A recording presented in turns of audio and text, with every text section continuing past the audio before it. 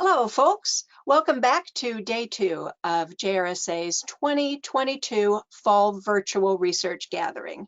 Sorry for the delay. We're still having a little trouble getting this morning's our first speaker, Alex Picaro, connected. As you know, he has such a busy schedule. But let me just start with a few housekeeping reminders. This session and the rest of this afternoon sessions will be recorded. So that means that you'll be able to come back and share the recordings with your friends and colleagues. We'll let you know when those recordings are available. I also want to remind you that the materials from this meeting can be found on those community forums that we talked about yesterday. So remember, from the JRSA website, you go to the member login, and that should get you to the community forums. Anyone can view those forums, but in order to participate in the forums, you will have to log in. Please also, anytime that you have questions for any of today's speakers, please do use that questions tab. If time allows during this first session this morning, we will also invite you to raise your hand and be recognized, and I'll give you the ability to unmute yourself when I call on you, and you can ask a question right out loud. I see we're still having a little difficulty. So Jeff, is there anything that you would like to add from yesterday's session? I know we had such a good discussion about the future of JRSA and our plans. Let me give you all a little background for today's session. While we wait for Alex to join us. This is actually good that he's not here while I say this. Alex and I have known each other since 2013, when we both served on the National Academy of Sciences panel on modernizing the nation's crime statistics. So we go back almost a decade together. And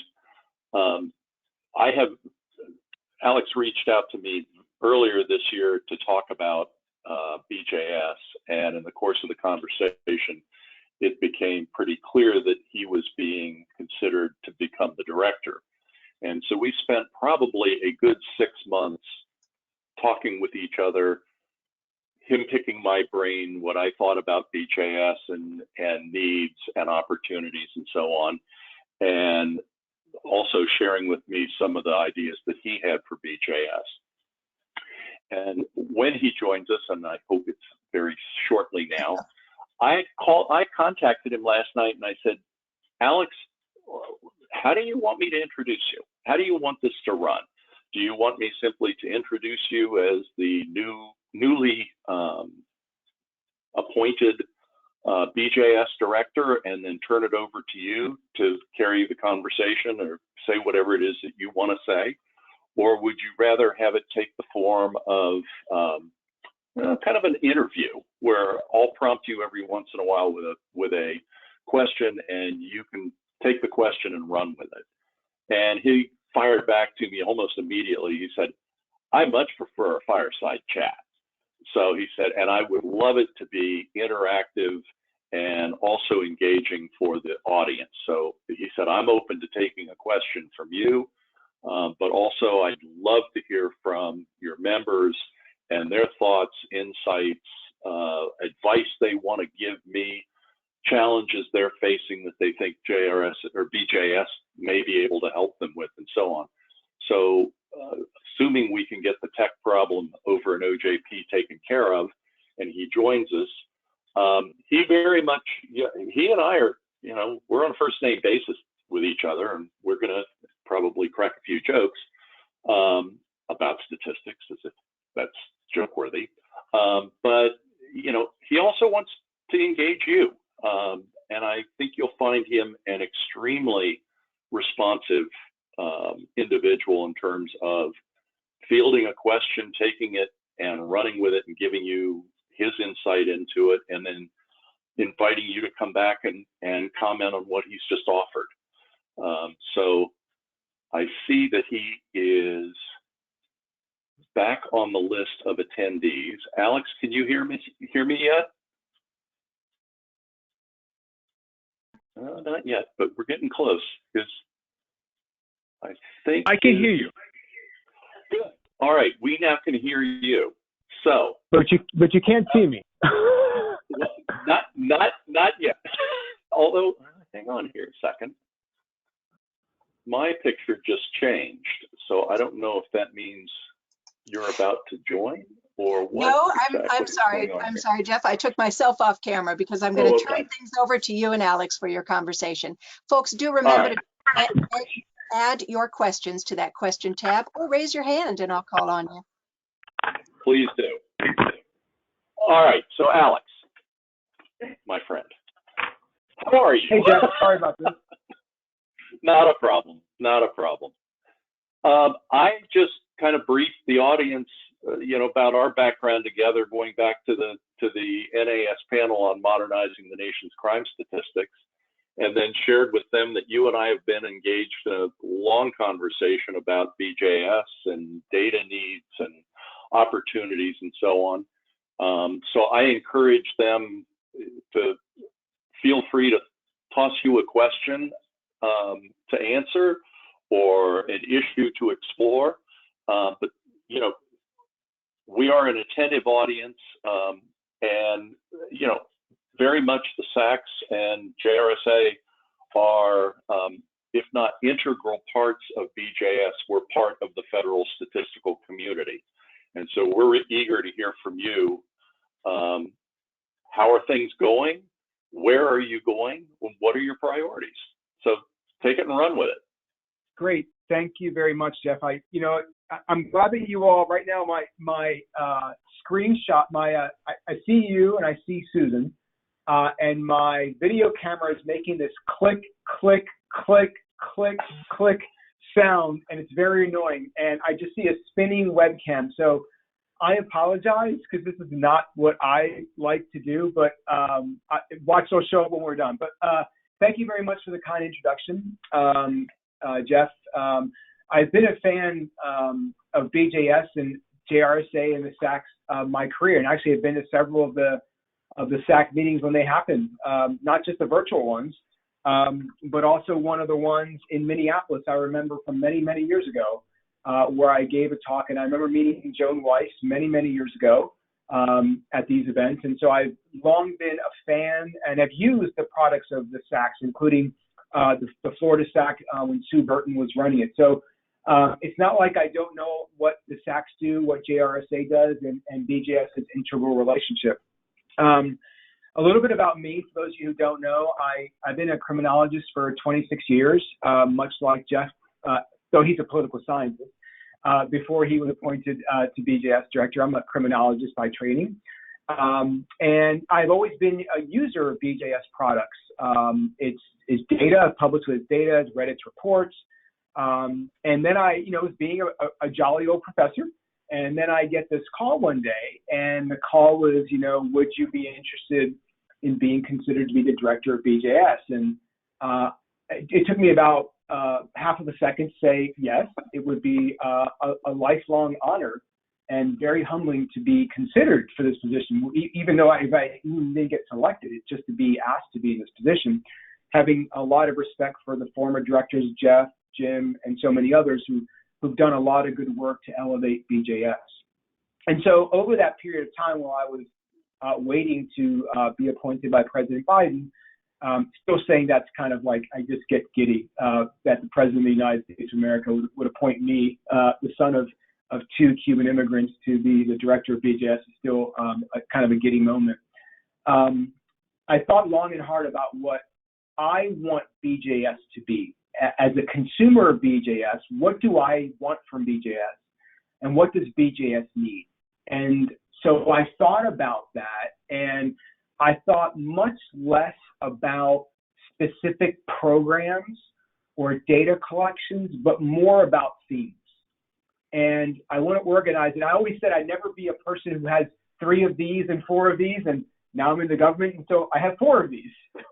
But I promise to go very quickly. The first one is modernization. And this touches a lot of parts of BJS. There's a lot of people, a lot of organizations, and they all do good work, and they all have web pages, and they're all scouring and producing crime and justice data. People should come to BJS for crime and justice data. We are a federal statistical agency in charge of crime and justice data for the United States of America. It's our job to get data in the hands to people as quick as we possibly can get it to them. So when Jeff and I were on the NAS panel, I remember saying at one of these meetings that different people need different data in different ways for different reasons. So when I think about BJS, and I love 30-page statistical reports as much as anybody else, and 10 pages of standard errors as much as anybody else, but my mom and dad are never going to read 10 pages of standard errors and appendices and that kind of stuff. So how do we get product into people's hands in ways that are useful for them? So in my mind, modernization is not just how quickly we can get product out, but also how we get product out. And so BJS is redoing their website. We have data visualization tools. We're hiring more data visualization people. We started a new report series called Just the Stats, which are basically one-page reports where you can see right away with the title and with one figure or one table what the answer to the question is. The first one we did was on carjacking. This kind of came at the heels of a letter that Senator Durbin wrote back in March to DOJ about the need for carjacking data. And obviously it's not in the summary reporting system, but we had it in the NCBS. And I'm like, what does carjacking look like since the early 1990s? So we plotted it, and then boom, there went our first Just the Stats series. Within a few days of us launching it, we had over 1,800 subscribers.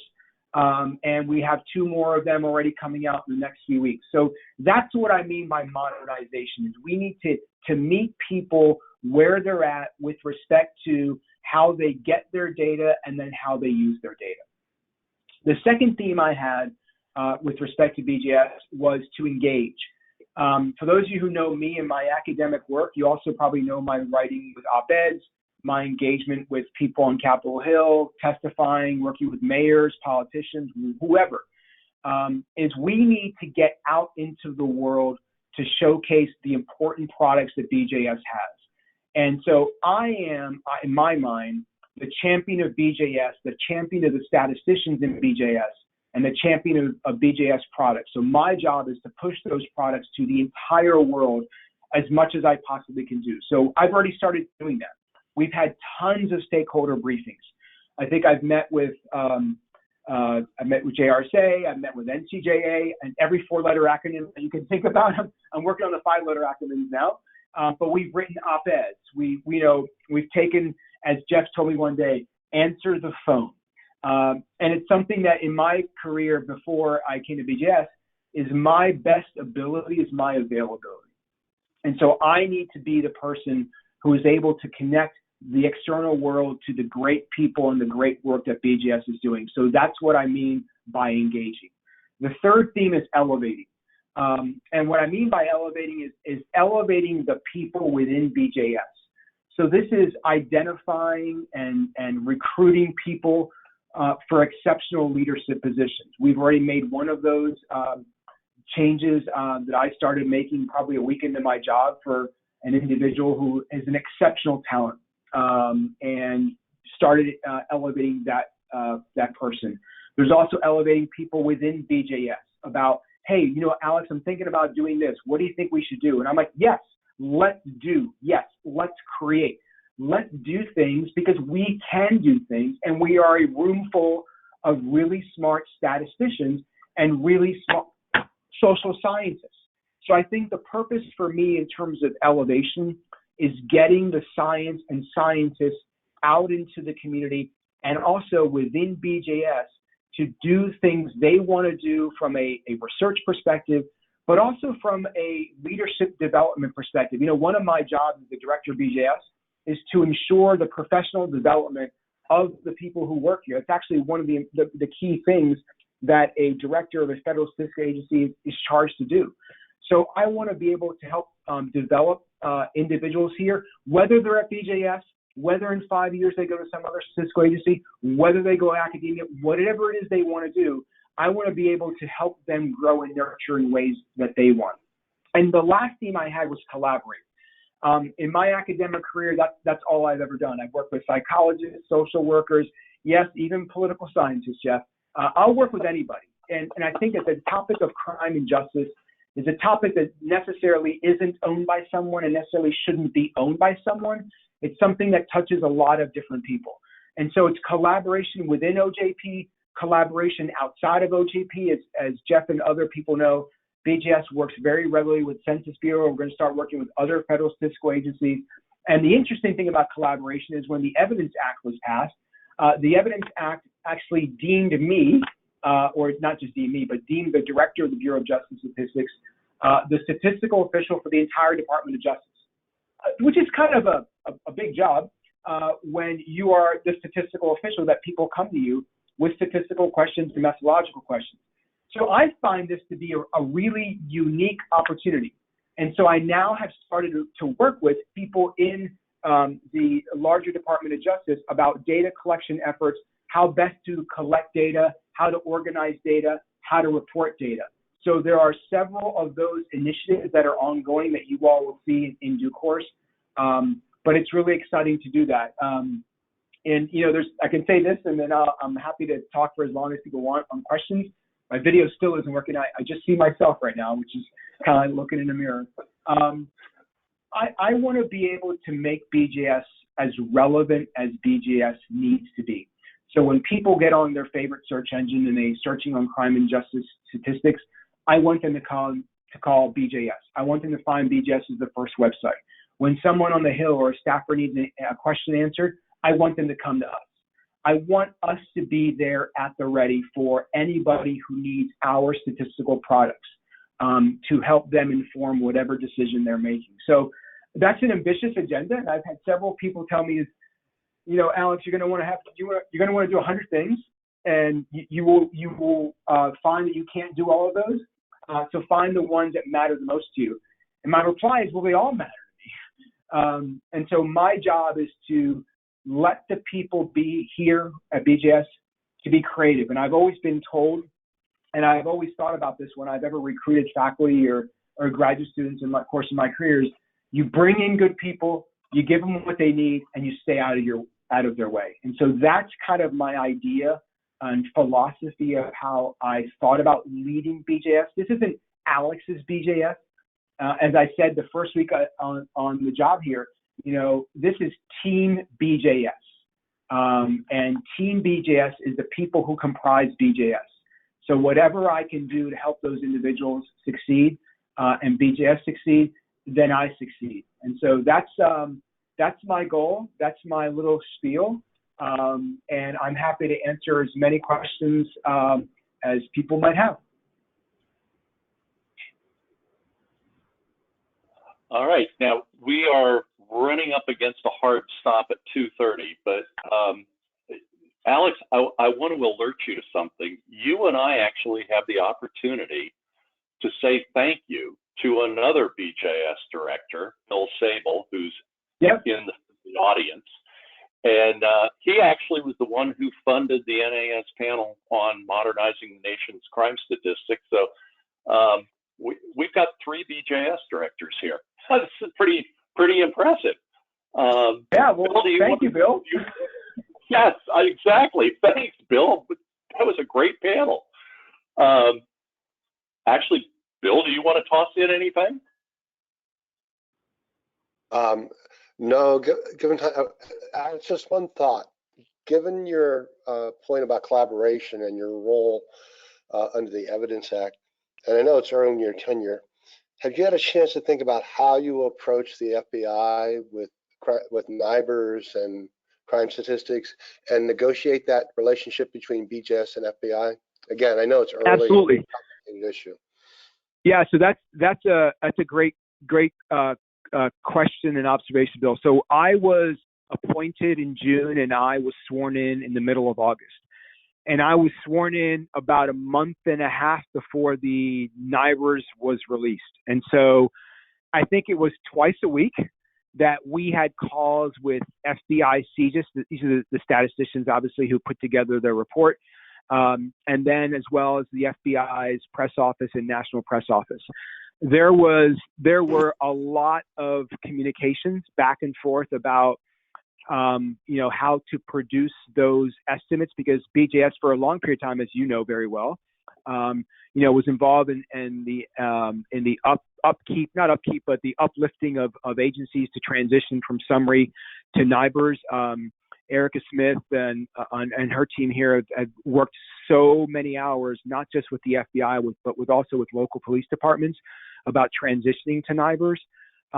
I know that the relationships between the statisticians here and there are exceptional. And they are absolutely committed to doing the best thing they possibly can, given the data that's available in its current format. And the estimations, with the confidence intervals, that was a way to try to explain as best as possible that, because we don't have all of the agencies reporting, the answer is somewhere in between these two numbers. And obviously that's not the most satisfying thing in the world, because everybody wants an answer. And so the way I've tried to explain it to people, and working a lot with the FBI on this, is that, when someone's watching election coverage on election night and 7% of the state is in, someone may not be ready to call the state one way or the other. But when 50% come in, 70% come in, 80% come in, then you get more and more confident. And I think that we're getting more and more confident. And the promise of NIBRS is so great because of what it will be able to give people, not just researchers and academics, but also local agencies and policymakers and practitioners, to get a better understanding of not just of the nature of crime, because there's going to be many more crime types as well as the number of incidents, but also the patterning of crime, the locations, victim-offender relationships, and so on and so forth. So those relationships started out right away. And when you have daily calls at some point with some of those people, you start to build relationships, and that's something that's absolutely critical because of the strong partnership that BJS has with the FBI in this space. Very good. Folks, we are out of time, but I want to remind you, take you back to something we talked about yesterday, and that is the discussion boards. This is obviously just the beginning of a working relationship between BJS and JRSA and the SACs in the states and criminologists and so on. And so I don't want to cut this off. I want to remind you that if you've got a question for Alex, or you've got a point you want to make, or an insight that you want to share, please post it on the discussion board. We'll make sure Alex gets access to that discussion board as well. And we can start a conversation here today and then keep it going off into the future.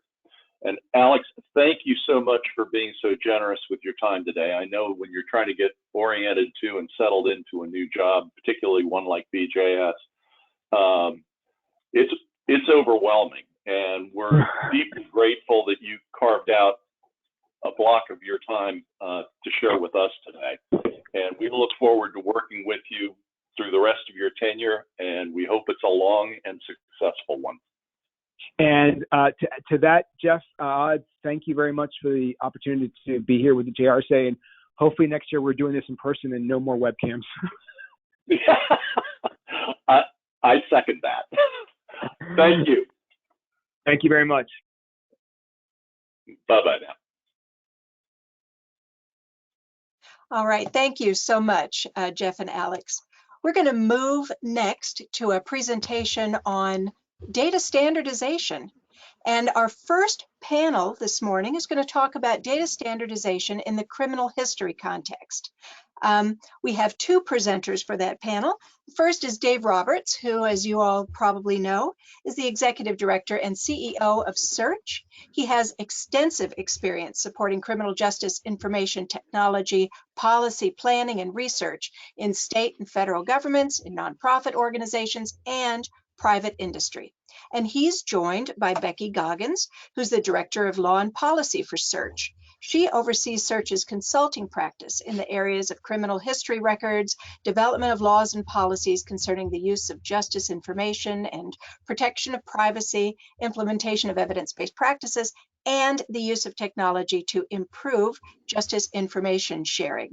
So, Dave, I'm going to turn things over to you and Becky.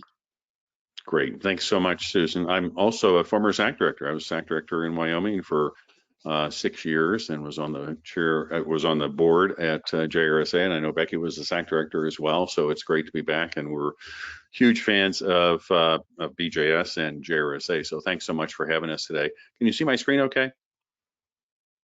Yes, we can. Thank you. Okay, great. Thanks.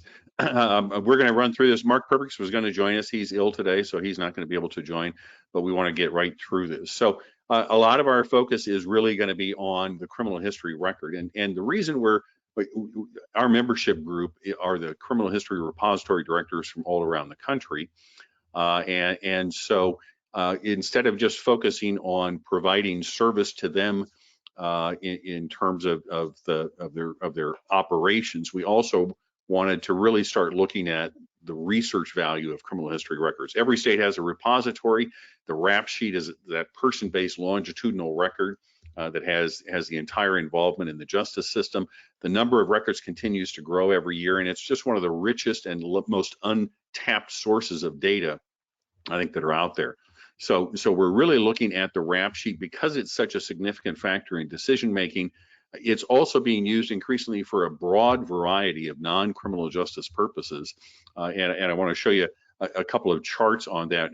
Over the past few years, we've seen about a 38% increase from 2006 to 2018 in the number of criminal history record subjects in state criminal history records, and you can see this is both automated and they've done a great job of automating all of those records. But we've seen a massive increase in the number of records. We've also seen a really substantial increase in the non-criminal justice use of this data. We actually saw not only are all uses increasing, but we've seen the number of non-criminal justice uses actually outstrip the number of criminal justice access points for criminal history data starting in 2014, and that trend is simply continuing to escalate. So there's a broad variety of programs of non-criminal justice program users, and probably the largest is NICS, and NICS system is one of the indices in there is all of the criminal history record information, as well as a variety of other things. But the criminal history record is just so central. So you can see I only put the numbers in here. Starting in 1999 with NICS, it was about 9 million record checks a year. It doubled by 2012. It tripled by 2016. It quadrupled by 2020. And you can see the figure down here, the 25 million. That's just so far this year, and this was, I think, at the end of September. So the value is just extraordinary. So what we've done over the past couple of years is we've launched a CCH metrics working group, and the idea was really to identify some universal measures of data quality to improve the accuracy and the completeness of criminal history data. It's just so essential to virtually every decision in the justice system that we wanted to start giving feedback directly to repository directors. So we focused on building on trying to improve the quality and the completeness of the data for operational uses, and to create a central common data resource for research and policy analysis on a variety of topics like risk and recidivism and redemption. We want to hopefully provide some evidence-based guidance on waiting periods for clean slate and other records relief initiatives. And so what we've done is we've reached out to the states and actually asked them to build, as part of their in-chip application to BJS, to build in some funding, because we don't have separate funding for this, but to build some funding into their in-chip application to help us build out a data quality dashboard that repositories can use to really identify and trigger alerts when they're seeing some problem with some of the data that's coming in. We've got 5 states participating so far: Maine, New Jersey, Arkansas, Connecticut, and Tennessee. We expect to have a number of other states over the coming year. What we get from them is their complete anonymized copy of their criminal history data set. We don't need to know names and addresses and things like that. We simply want to be able to have the data to be able to do research on it. And when we get it, we have to standardize it and curate the data so it can really be used for research purposes. So what we've been able to do so far is we've created a standardized data model for criminal history data called the Common Data Model. It's developed, with limited allowable values for key elements like charges and dispositions and sentences. We also curate and derive data elements in a fairly consistent fashion. We want to be able to look at the age at first arrest, at the most serious charge, the time between different events, and to be able to trigger alerts in this dashboard that goes back to the repository directors and say, hey, I usually get 1,000 arrests a week from Los Angeles Police Department. I only got 1,000 this past, or I only got 5 this past week. Is there a problem with reporting? And to be able to identify those problems early on. So we're working right now with Arkansas, Connecticut, and Maine, and actually building out these dashboards. We expect, as I say, hopefully Michigan and Nevada, Washington, and Texas to join in the next year, in the next fiscal year anyway. And we're going to do a demo of the dashboard. We've worked with a number of jurisdictions around the country. You can't drill down to the actual data at this point, but that's one of the things that we're trying to build out. And one of the reasons we think it's important to do, when we look at criminal history disposition reporting rates, we see a large variety. About 68% of criminal history records nationwide have dispositions, but we do have a number of states who are persistently low on disposition reporting rates, and those are the states that are on the left-hand side of the chart. At the same time, we've got a dozen states who are persistently high in disposition reporting rates. So we're really trying to focus and understand better why we're seeing this broad variety. We think for the persistently low states, it's related to the fact that they have non-unified court systems. So lots of courts have different kinds of case management systems, and they don't always have all of the capabilities built into it. We also see unstructured disposition data. It's just raw text in a number of states, which becomes problematic. Missing SID numbers and transaction control numbers and fingerprint data quality and duplicate arrests.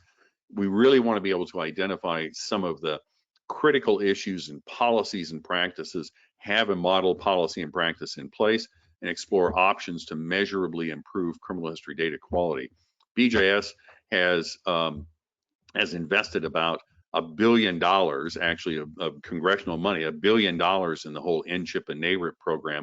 We want to make sure that we're getting value for money and that we can demonstrate the return on investment in making those changes and really substantively improve criminal history records. We worked with a couple of different jurisdictions around the country on this, and we're moving forward on. So part of what we want to talk about is some of the challenges with standardizing the data and what we're seeing. I'm going to turn this over to Becky to have that discussion. Becky? Yeah, thanks, Dave. And it is great to be back with JRSA. Like Dave mentioned, I'm a former site director, love the organization. I was so appreciative of Alex's comments, and I thank you guys for having us. So just to kind of follow up on what Dave said, there are some challenges with standardizing data. One of the first things that we notice is when it comes to charges, states don't collect this in a consistent fashion. Sometimes you will have a literal explanation of the charge, like theft of property. Sometimes that appears as a state offense code. So what we're really trying to do is make sure that we have a standardized representation of that when we bring that into the common data model. So because of some other work we've done at search, we have access to some lookup tables with all of the NCIC codes, which is the National Crime Information Center. So we can take that representation at the state level and have a semantically equivalent way of looking at that across states. So that's kind of the first thing we do is we take that and make sure that that's being organized. One of the other things that we like to do is look at dispositions. We want to make sure that states are enforcing allowable values. And so to kind of give you an example of that, we want to make sure that we're agreeing on terms. So let's say that we're interested in something like guilty versus not guilty. Sounds very simple. Well, guilty could be guilty, guilty plea, other representations in the data. Things like not guilty, well, that could be not guilty by jury verdict. That could be no contest, nullo contendere. So there's a lot of different ways that it can look in the raw data, and we want to make sure when we pass that along to our research team, but we're looking at that consistently. And then one of the other big challenges is looking at sentencing data. We find that a lot of times that's very unstructured. And while it's very easy for humans to make sense of it, it's not easy for a computer to make sense of it. So we really spent a lot of time actually parsing that, looking at everything from abbreviations are commonly used, and those are different in the states, to make sure that the sentences are actually structured when they arrive in the research database. The next slide, please. We're also looking at anomaly detection, and this is something really near and dear to my heart, because in addition to being a site director on the stat side of the house, I also manage the state criminal history repository. So this was really important. One of the things we want to do is identify problems before they become big problems. So the earlier on you can catch that, the better. I mean, ideally, for instance, let's say that you have fingerprints that are of subpar quality. In a best case scenario, you can provide that information back to that arresting agency while the person's still in custody. And you can actually obtain that good quality prints then. The same thing, if Alex mentioned NIBRs and Jeff mentioned NIBRs. While it's not part of the criminal history, kind of the same thing applies. If you can communicate back to the officer there's a problem with the data while they're still on shift, there's a whole lot better chance of getting that resolved than waiting until 4 days later when they may come back to that department. So early problem identification is big. Like Dave mentioned, we want to look at trend analysis in terms of volumes of both arrests from the arresting agencies as well as the dispositions. One of the other things we want to look at is the time elapsed between arrest and disposition. As Dave mentioned, BJS has spent tons of money to really automate the flow of disposition from the courts to the criminal history repositories. So we want to make sure that's happening quickly. And we also want to do a look back. And what I mean by that is if you see a lot of arrests in your repository that are, say, 2 years old, 5 years old, well, it's possible that they never made it to the court in a capital murder charge, completely understandable. But for the bulk of cases, by 3 or 4 years, you should reasonably expect disposition. So it's one of the things we want to communicate back to the courts is if we see this arrest and there's no outcome, do you have something on file that just for whatever reason never made it to the repository? And we also want to give our repository managers some reporting functions. IT staff is very limited, we're finding throughout the country. I don't know if you guys see that, but we see that. So rather than having to pull someone from your information technology staff to run a custom report, we're trying to build dashboards and build reports that we know people are going to ask about. So we want to make sure that they have that functionality. So rather than having to do programming, with a click of a button, you can produce that report. And that's good for stakeholders like legislators, the media, all of those requests that land on your desk every day. We're trying to build tools where the average person who's not a programmer can be responsive. And then finally, those support the funding request. So just to give you a few examples of the dashboards, and Dave mentioned a demo. I'm afraid of live demos, so what you're seeing are some screenshots. But just to tell you a little bit about what you're looking at. In the upper left-hand corner, you'll see arrests by year. And so you'll notice that's trending down. So there could be valid reasons. This happens to be state of Maine. One factor behind that could be recreational marijuana is now legal. That used to account for a lot of arrests, no longer accounts for arrests, so that could be part of it. There could be policy changes, like arresting officers having more discretion to book people or not. They may have implemented crisis intervention teams to deal with people with mental illness or substance use issues. So those are good things. It could also be that they're citing and releasing people rather than booking people within the jail, which can be good. It saves officer resources, saves on transportation costs. It also means that people often don't get fingerprinted. So from a data quality perspective, that's not good. Because unless those arrests are subsequently reported to the repository, that arrest never actually makes it into the system. So that's why you want to look at the arrest over time. Just a couple other examples. In the lower left, we see arrest by sex. We see a lot missing there. It's very possible, but we really encourage officers to do the best they can in terms of discerning the sex or gender of the arrestee. So it could be a training issue. So next slide.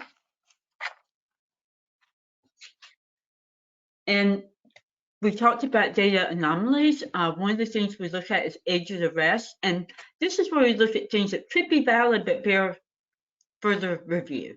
So you can't really see it very well on the screen, but we have a handful of arrests where people are under 12.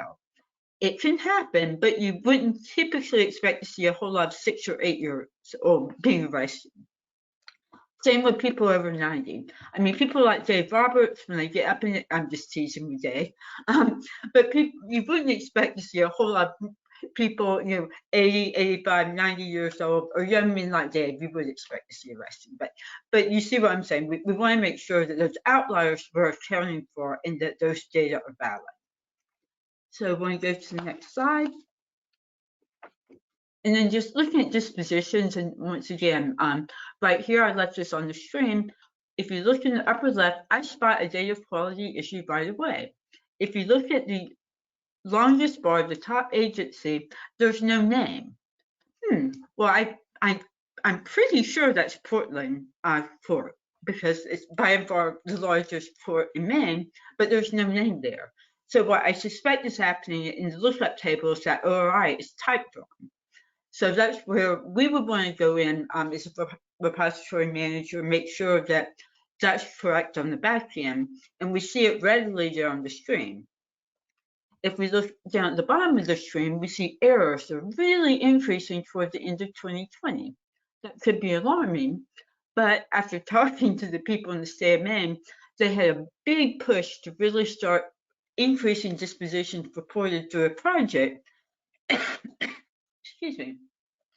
So while there's a lot more errors, there were a whole lot more cases that were being submitted as well. So it's not necessarily a bad thing. It's just a function of really more cases being reported, which is bringing me to another thing that we need to put on this dashboard today, which are percentages. So that we understand that as a percentage, that probably didn't increase. It's just the number of cases being reported increased, so there are necessarily more errors. And go to the next slide, please. And then kind of one of the new things we're looking at is what we call a suspense file. So within the state criminal history repositories, if a disposition cannot be matched to an arrest, it goes into a holding file, or a suspense file is what we call it. So a lot of repositories will assign error codes to those. Excuse me. So here we see kind of the most common thing is that there's a mismatch between the arrest traction control number and what was reported by the law enforcement agency in the court. So that's explainable. But we see 41.77% are other. Well, what are all of those other errors? Is there one major error and perhaps we need another category on our graphic here?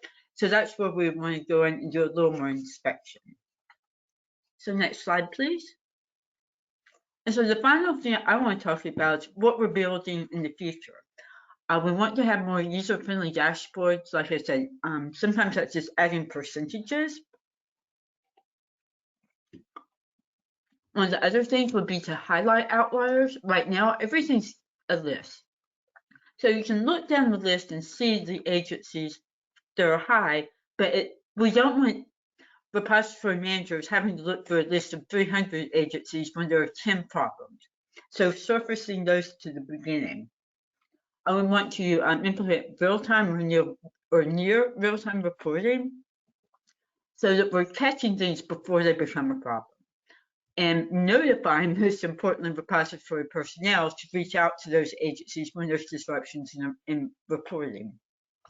And finally, we want to do some intelligence behind this to look for what we call out-of-bounds monitoring. So if there's unexpected fluctuations that aren't accounted for seasonally, but there's really a disruption or there's really a spike, that the repository managers know that they can correct it quickly. So I'm going to turn it back over to Dave for the rest of the presentation. Great, thanks. So certainly on that, let me just go back to that slide really quickly. As Becky was saying, yeah, the objective here is not to overwhelm repositories with these super complex charts and bar charts and histograms and everything else. We want to actually start looking at triggering alerts to them when something is 1 or 2 standard deviations out of what they expect. So it's a much more active monitoring of all of the reports that are coming in and effectively monitoring the quality of the data as it's being built. One of the areas that we are focusing on is really looking at research on recidivism and redemption. We've obviously got this work that the BJS has done consistently looking at recidivism rates around the country. There's also a considerable amount of work that has been done on redemption. So Al Bloomstein and Kiminori Nakamura have published these reports looking at redemption and where crimes where we see some indications of desistance and what those factors are, and there we think this is really important research, obviously, for clean slate. Is what a lot of the clean slate initiatives around the country are built upon, and so having good solid data to understand that is really going to be important. We worked with Sean Bushway and several others at Rand Corporation last year, really looking at this whole notion of providing another chance, of resetting recidivism risk, and looking. It's the same thing. It's the same version, the same issue that Al Bloomstein and Kiminori Nakamura were looking at in terms of redemption, but it was looking at it from a different perspective, and we were using criminal history data to do that. We think there's some real opportunity to continue to build on that work. We do have some data I'm going to show just from a couple of different states. We haven't really identified which states we're looking at here, but what we were looking at is first-time arrestees. Of all of the people who are arrested in a state in a given year, and all the arrest reports go into the repository, we wanted to look at what's that overall number. I was doing some work in Hawaii a number of years ago, and the number of first-time arrestees coming into the repository increased like 30% over a 5-year period of time. And we're struggling to say, why is that? What's going on? So we think identifying who those first-timers are, those are the red lines here, and what proportion of the population of everyone arrested are first-timers is really important. And as well, we think it's important to be able to look and say, so, and this is from the second state, you can see it's fairly consistent as well, and it's even a larger proportion of the entire population are coming in as first timers there. We also wanted to look at what happens with that first time cohort. How many of those first time cohort arrestees are arrested again over the course of years? And what we're looking at here is this red line are the first time arrestees. What proportion of them are never arrested again? No subsequent arrests at all. I think it's important data to be able to point out that there's a substantial portion of the population who are arrested each year who are arrested for the very first time in their lives, and a substantial portion of those people never come back, or they come back only once or twice. They're rearrested in subsequent years. So doing that kind of follow-up, we think, is important. This is from one state. This is from the second state where we've been doing the analysis, and you can see it's even higher here for the number of first-timers who are never arrested again. Now, this is only their state data, and it certainly is possible that people could have been arrested in other jurisdictions or federally. We don't have access and insight into all of those other data sources, but we do think it is encouraging information, and we want to, and this is looking only at arrest information, not at conviction information. We also have that, and we're doing analysis on that, but we think this has great value for looking at evidence-based waiting periods for clean slate and other records relief opportunities. We've also looked at recidivism, and these are figures that were drawn from some of the criminal history data, part of the dashboards that we're looking at the number of misdemeanor arrests per person, felony arrests, misdemeanor convictions, and felony convictions per person for some of the criminal history data. I think this also may be Maine. So that's really kind of the direction we're headed here. The objective is to build the dashboard for repositories themselves and make that very operationally oriented, start giving them some direct feedback on the quality of data coming in so that they can address it immediately and not wait 2 or 3 years before they discover a big deficit in disposition reporting in a particular state. We also want to be able to cover a broader range, a broader spectrum of research that's going to be available, and by curating that data, we work closely with the state repositories who have provided the data. We get their agreement to participate in these different research projects. But we also think it's a good point where Search and JRSA can begin to collaborate, and oftentimes the repositories don't have a lot of the statistical capabilities that would be useful in digging into the data and understanding it. We want to be able to leverage what can happen, how they can use that data with some of the capacity of SACs. And so I've been in discussion with JRSA ever since I came back to Search in 2018, and see how we can work together and leverage this data for broader research purposes. So that, very quickly, I was trying to get through and get us back on time here, but I would be happy to answer any questions, and I think Becky is available as well. Great, thank you so much, Dave and Becky. Folks, remember you can ask your questions in the question tab. And fellow panelists, if you have questions for Dave or Becky, go ahead and turn your camera on and ask it. And I'll start with one. Dave, you said that you have 5 states that are already collaborating. What kind of reaction are you getting from the other states? And what do you see as the biggest barriers? Part of the barrier is we were working with a couple of states and they said, we absolutely want to do this. We're in the process of updating our criminal history record system, and let us get through that first. Part of it is also, as I say, we don't have funding to do this on our own. So we do request some funding from the states as part of their in-chip program. But I think everybody sees the value of it. And I think it really is focusing to say, we've got to be strict on understanding what's going on with all of this in-chip money going to the states, and really demonstrate that there's some return on investment for this $1 billion that BJS has awarded. So I think there's a lot of focus there, and I think they're also really interested in clean slate. Lots of states, they're passing clean slate. They now have to go in and identify potentially eligible candidates out of the criminal history system. And so they've got to be able to access it for research purposes. And we think this is going to be another area that's going to be beneficial. Great. Bill, did you have a question? Yeah, Dave, Becky, this is great. I think this is wonderful stuff you guys are doing. Your work focuses a lot on internal validity issues. And as you put out those numbers, I can't help but think, well, how do these arrests compare to other sources of data?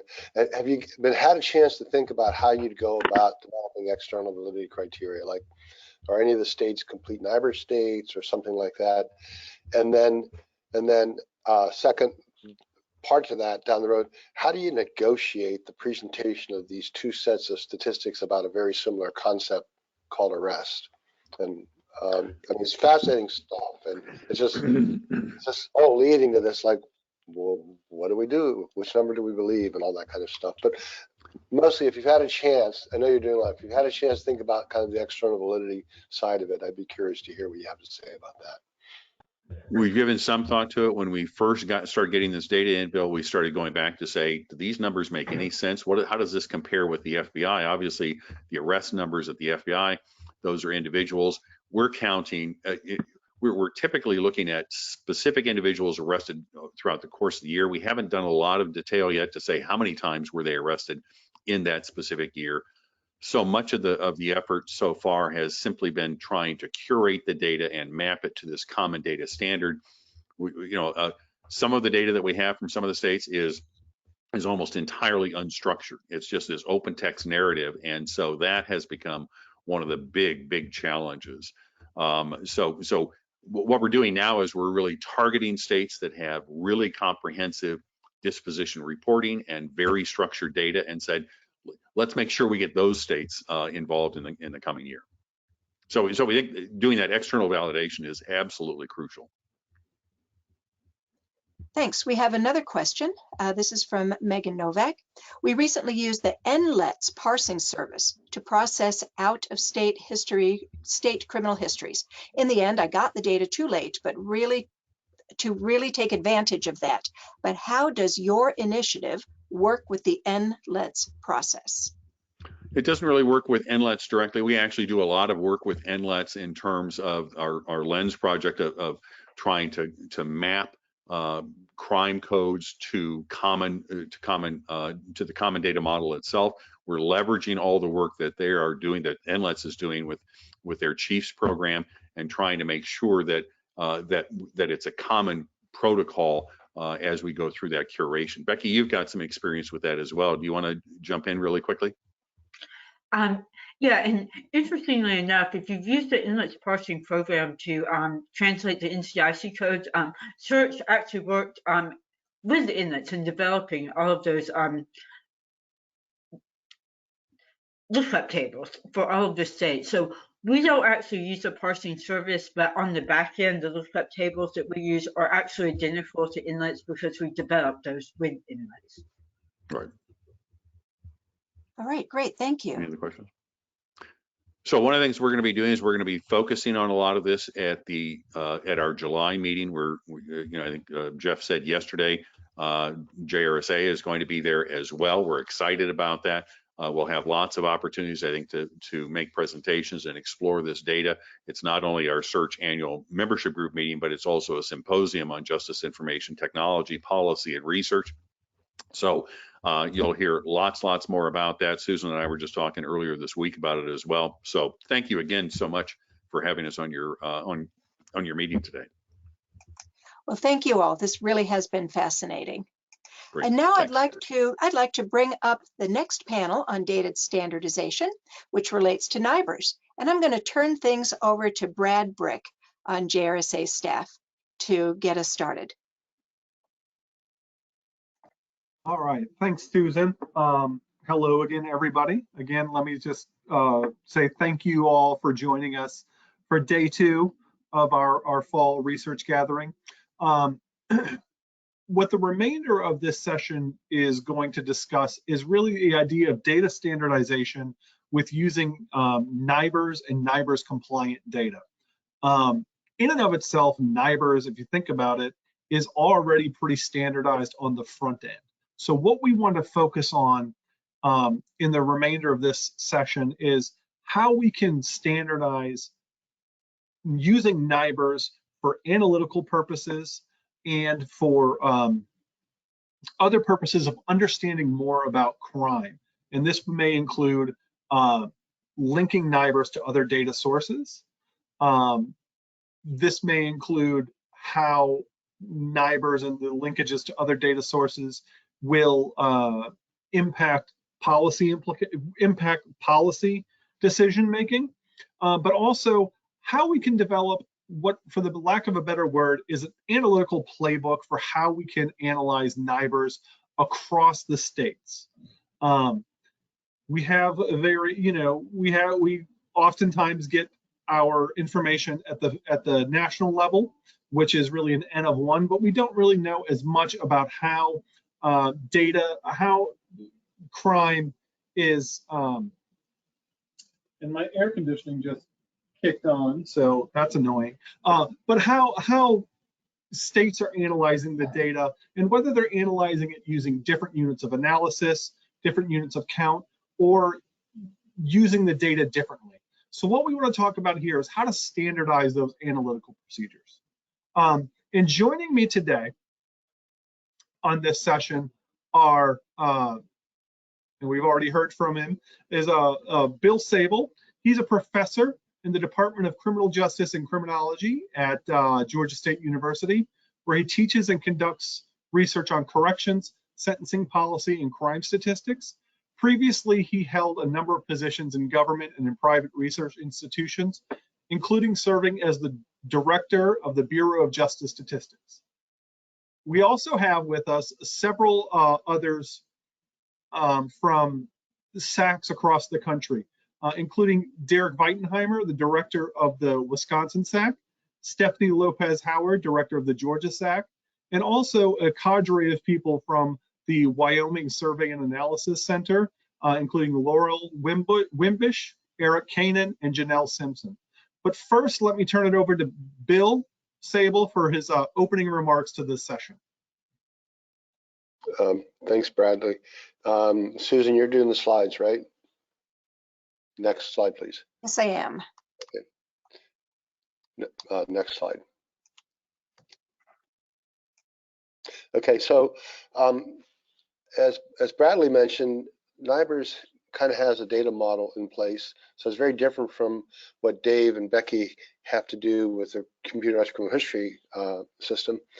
And I'll call it, it's ostensibly a standardized data model, and when agencies submit data to their state programs and goes to the FBI, there are a lot of record checks and data checks and cleaning that the FBI goes through in order to certify that the records are correct. So we're really working with a standardized data model.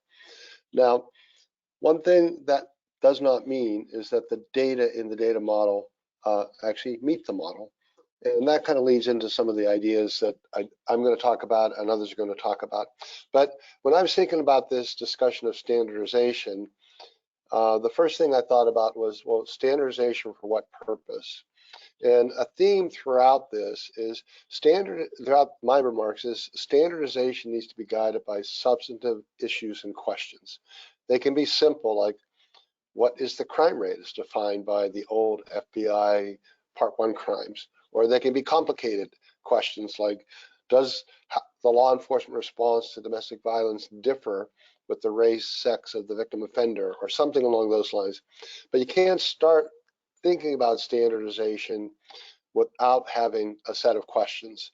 At the end, I'm going to talk about crime classification and briefly about alternative models of crime classification as an opportunity for thinking about a point that Brad made about understanding crime in the states and building cross-state analytic frameworks for looking at and talking about crime. But I want to start briefly by talking about NIBRS in 2021, which leads to this issue of states as replicates. I'll talk about a few data quality issues and then get into the framework. Susan, next slide, please. So as everybody knows, when the NIBRS data came out in 2021, all hell broke loose because only 65% of the resident population was covered. There weren't national estimates, couldn't get an estimate of homicide, and big cities like LA, Chicago, New York weren't reporting. And so there's a lot of coverages in the media, and one of the questions that people raised was, does the absence of national crime data affect discussion of both political and policy discussions about crime? And so there's some serious concerns about the break-in series with NIBRS. I don't think there's a single answer to that, and it's complicated. And Alex talked a little bit about the estimation that BJS is working on. That's all kind of good stuff. But it got me thinking, well, there are at least 24 states, actually probably more, I forget the actual number, that are called complete NIBRS states, which means that over 95% of their population is covered by reporting agencies. And that provides an opportunity to start thinking about the states as replicates. As by replicates, I don't mean taking these states that are complete and simply adding up their data to put out a number, but looking at each state almost as an experimental replicate to answer questions about crime patterns within the state. And then to compare across the states to see, well, are we seeing some kind of general consistent patterns, or are we seeing different patterns? And what is it that we know about not only the states, but the jurisdictions within the states that contribute to those similarities and differences? If you think about this in the experimental context, so no single experiment is going to prove or disprove an hypothesis. So experimenters build programs of replicates. They work with one subpopulation, then another, different kinds of things. And while they never are able to generalize to the entire population, the extent to which they find consistent results across replicates adds weight to the evidence that their interventions, and the experiments are higher in intervalability, may be generalizable across larger populations. And a more recent case, when all the trials were being done for COVID, there was an enormous effort to enroll minority populations, women populations, different populations in those COVID trials, just to make sure to get some evidence that the vaccines would work for different populations. So with the existing capacity of NIBRs, there's this opportunity to think about states as replicates. Next slide, please.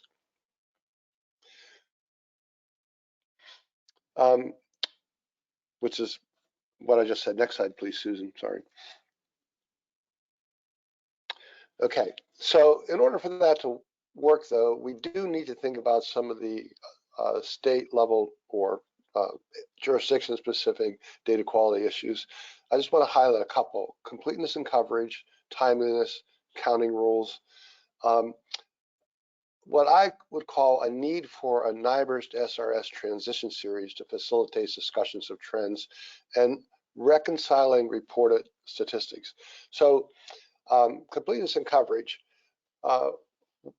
Steph, who's on this panel, and I do a lot of work with the Georgia NIBRS data. We have a pretty good understanding of Georgia's participation, and it's been pretty good. I think 400 some agencies out of, depending on the count, 700, 800 are reporting NIBRS data, and GBI says that it's covering almost the entire state population. FBI and RTI put that at about 80, 85%, and so on. But the coverage issue becomes particularly important if the goal is to produce estimates at sub-state levels. So here in Georgia, there's interest in reporting county data, but if agency reporting isn't complete within counties, then you get huge changes in county level crime rates that have nothing to do with the true crime rate, but only with reported crime rate. So this kind of raises an issue for this sort of cross-state standardization.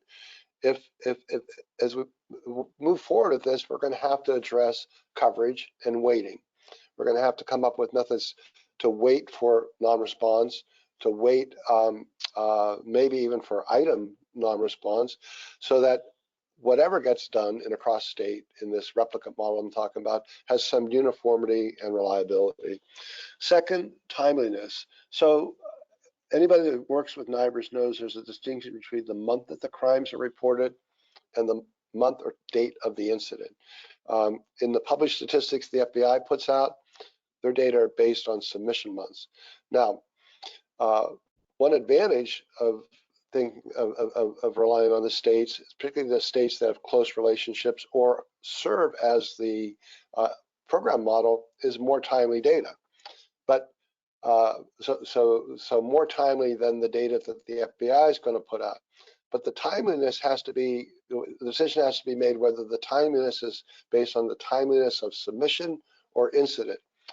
My take is that when people think about crime, they think about crime when it occurred, not when it was submitted. So there's an issue of posting lags, which is the lag, the period of time between when the incident occurred and when it's submitted.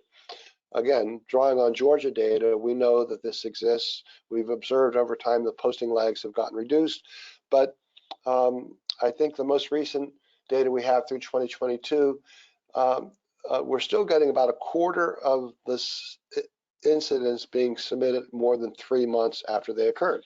So if one wanted to look at some changes over time or do some kind of time series analysis, you'd have two choices: either cut the series short or deal with the right censoring of data that are coming later. So that's another kind of methodological issue.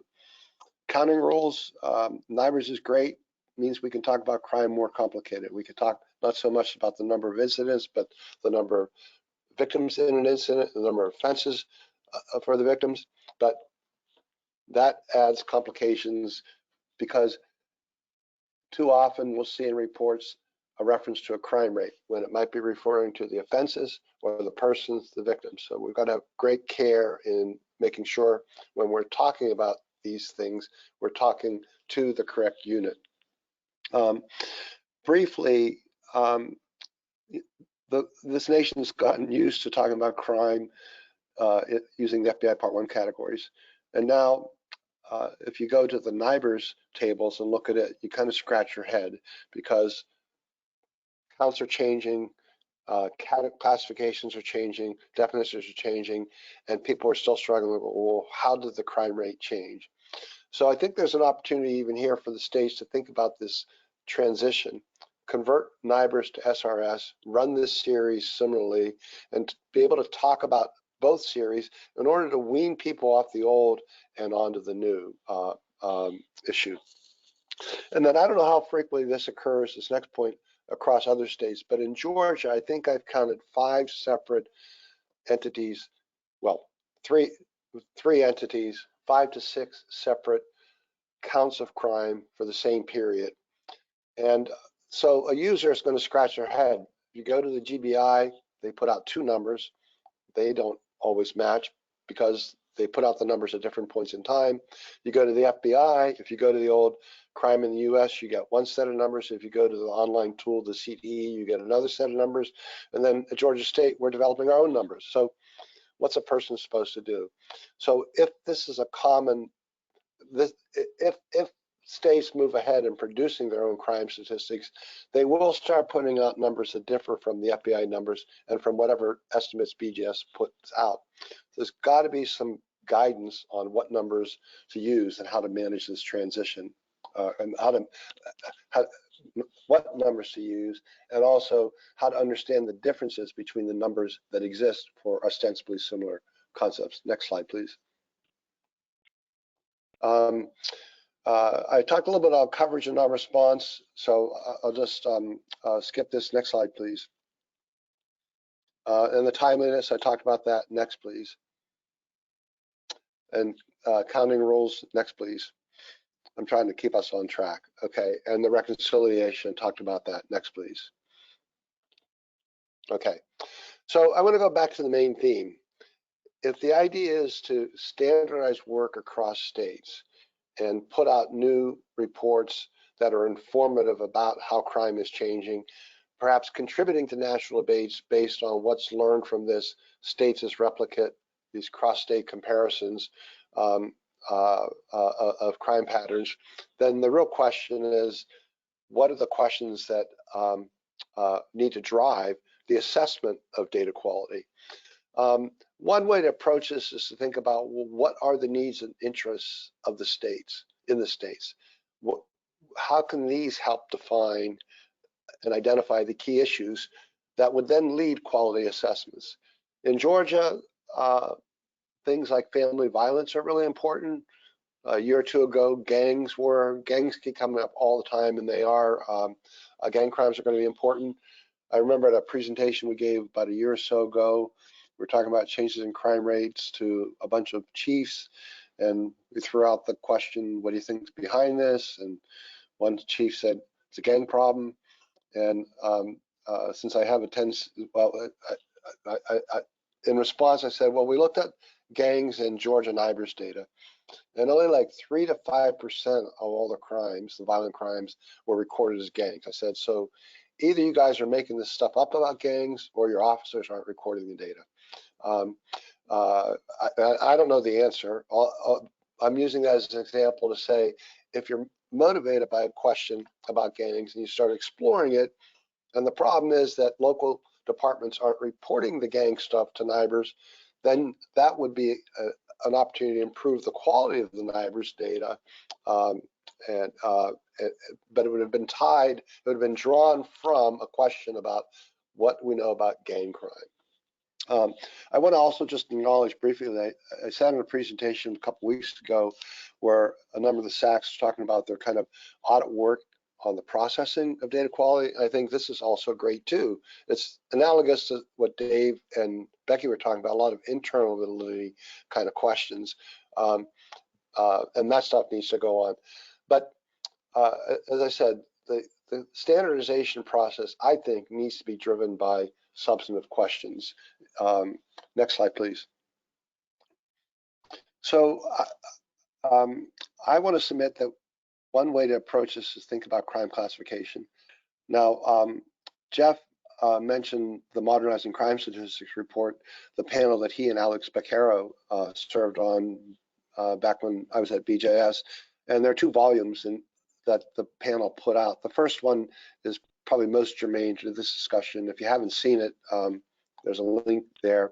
But the charge of the committee was to think about how do we modernize counting crime. And their argument was we should move away from statute-based classifications of crime to attribute-based classification systems. By attributes, these are elements of the crime, where they occurred, what was the mode, when did they occur, what's the nature of the victim relationship, and so on and so forth. And to create a system for classifying and reporting crime. They drew a lot heavily upon the international crime classification system in their recommendations and laid this system out. So I'm not going to go into the details of it, but it's worth taking a look at this report for thinking about new ways to talk about crime. Next slide, please.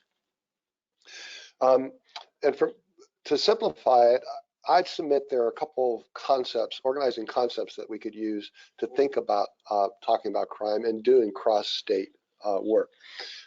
3 simple ones, and there are more. One is think about crime in terms of harm.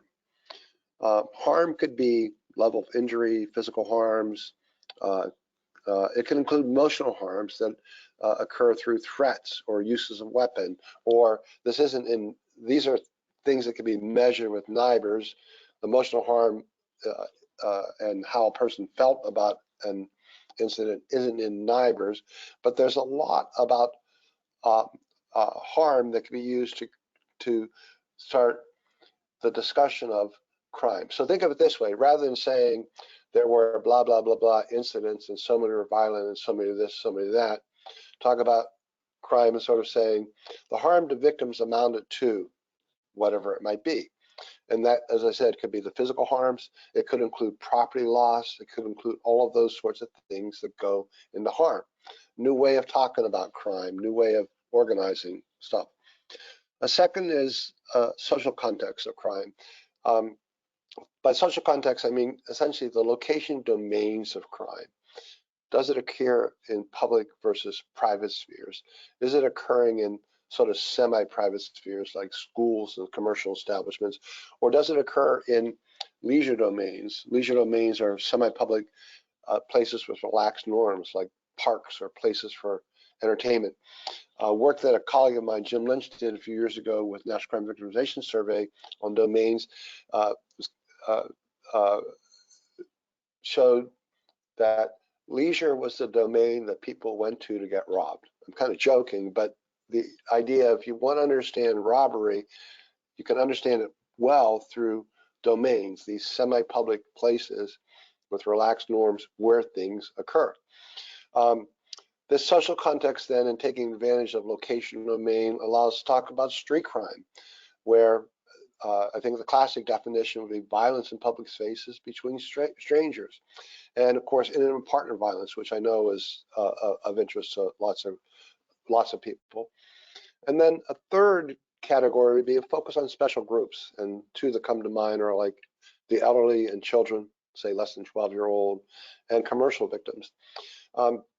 Now, I think everybody that studies crime knows about these things, but the idea of building a classification system and reporting system based on this and using it as a way to motivate discussions about crime that's, I think, a big contribution. That's different from starting with so many murders, rapes, robberies, and those sorts of things. Next slide, please. One of the challenges that this crime classification approach presents is what are the denominators? So most crime statistics are reported relative to the general population.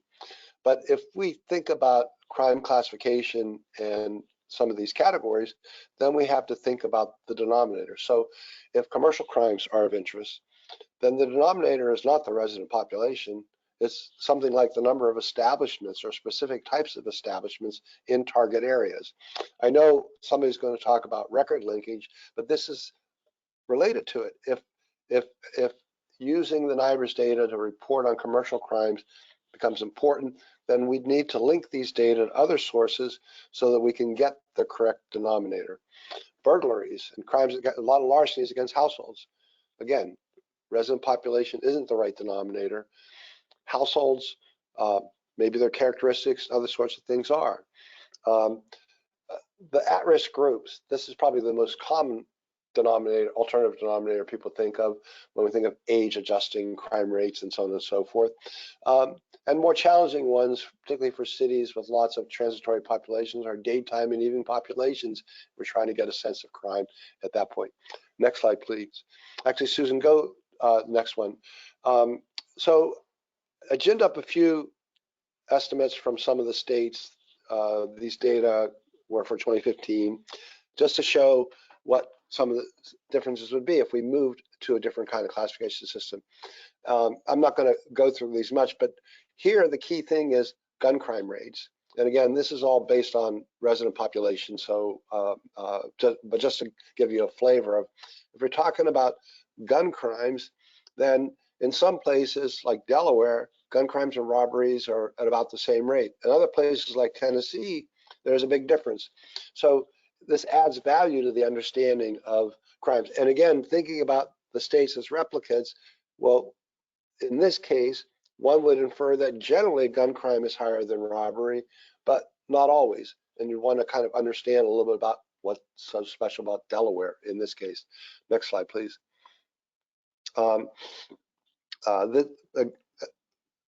Back to the harm concept, injuries in aggravated assaults. So violent crimes with major injuries, much lower than the rate of ag assault. Not to say that ag assault isn't important, but what's really important is it much more important to understand the severity of the injury or just the count of crimes? Again, giving a different picture. Next slide, please. Back to the idea of harm. So property crime and the average losses, the median and average losses. The median loss is pretty small, under $500 across the states. The average loss is much higher, which tells you there's a right tail problem. There are some property crimes out there that cause serious loss, but on average, it's pretty small. Next slide, please. Back to the point about street crime IPV, again, just showing some variation with and differences between the total violent crime rate. Street crime is a much smaller portion of violent crime. And again, the story to tell here is when people, watch the news or think about crime, they think all these, and they hear the violent crime rate, the first inclination is to think, well, it's street crime. But street crime is actually a relatively small share of all violent crimes, and again, varies among the states. And I think the final slide, next one, please. So getting the right denominators. So we know that the ratios for this one, yeah. Here we have a population-based school crime rate, which is pretty low. It says, okay, kids are generally, that's the blue bar, kids are generally safe. But if that rate is based on enrollments, the orange bars, schools aren't so safe. So the denominators matter in this case. Is it all children or the enrolled population rates? So next slide, just concluding points. So the idea of coming up with alternative crime classification system is a way to present and discuss crime statistics, and as presents a lot of these challenges of measurement, linking data from other sources to get appropriate denominators, but also would provide the motivation for addressing a lot of the data quality issues that I touched upon briefly. And I would submit it would it would allow the states that participated in this to uniquely contribute to crime policy debates, regardless of whether or not the NIBRS data are complete or at 65% or 75% next year, and make major substantive contributions to understanding crime in the nation as a whole. And I'll stop right there.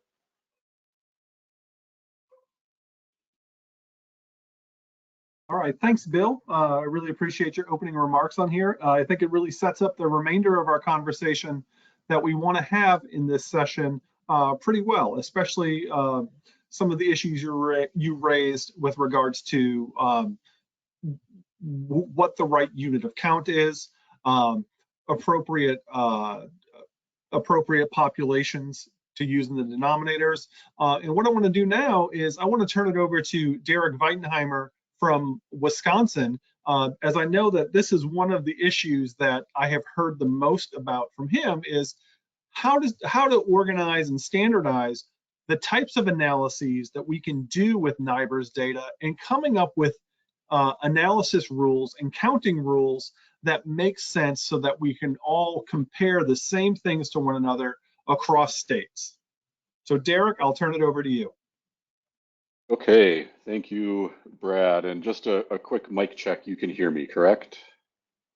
Yes, good. We can hear you. Okay, I would turn my video on, but I am on my app on my phone, sitting in a hotel room, and I do not know how to do that. So I will join via phone only today. So thanks for having me. I hope everyone is enjoying the fall sessions. I am, from what I've seen, I know I certainly am, and I think, Brad, you're spot on. This is a perfect segue into taking this idea of looking at crime and evaluating crime and its characteristics in a new way. And one of the, probably in my opinion, most important things that I think we need to start considering is how exactly we do that. How are we looking at crime? What methodology or methodologies are we using to analyze crime? And Susan, next slide, please. If I could give just a really kind of few quick examples of what I mean by that, starting with just something really simplistic. We just looked at some slides that showed offense rates. And when I look at that, I start questioning of, well, what is that counting? What is the unit of measure? Are we looking at an incident count, an offense count, a victim count, or some combination of those three? And this is important when we start looking at NIBRS data, because the way we calculate and describe crime historically has been at the offense level. There were these number of offenses, this number of homicides, etc. And with NIBRS, since we can dig deeper into specifically what's included on an incident and who was victimized on an incident, it's important, I think, to differentiate how we're calculating those counts. So for example, offenses, as we see here, the FBI generally defines how to count offenses dependent on whether they were person crimes, property crimes, or society crimes, at least historically. We know person crimes are generally counted at the victim level, how many people are a victim of a specific offense, which replaces the offense count, if that makes sense. The victim count, obviously, is to get a unique count of victims that were victimized by a specific offense. And an incident count is how many unique incidents involved in offense, etc. So if we look at this table now, we see that we have 3 unique incidents. We see that for incident 1, 2 people were raped. For incident 2, 1 person was raped and sodomized, and another person was fondled. And for incident 3, we see 1 person is raped, sodomized, and sexually assaulted with an object. So when looking at data in this broad general sense, a question is, how many unique incidents were there? There were, sorry, I got disconnected there for a quick second. My internet isn't the greatest here. In incident 2, or I'm sorry, then we asked how many offenses are there? Well, there were 8 offenses.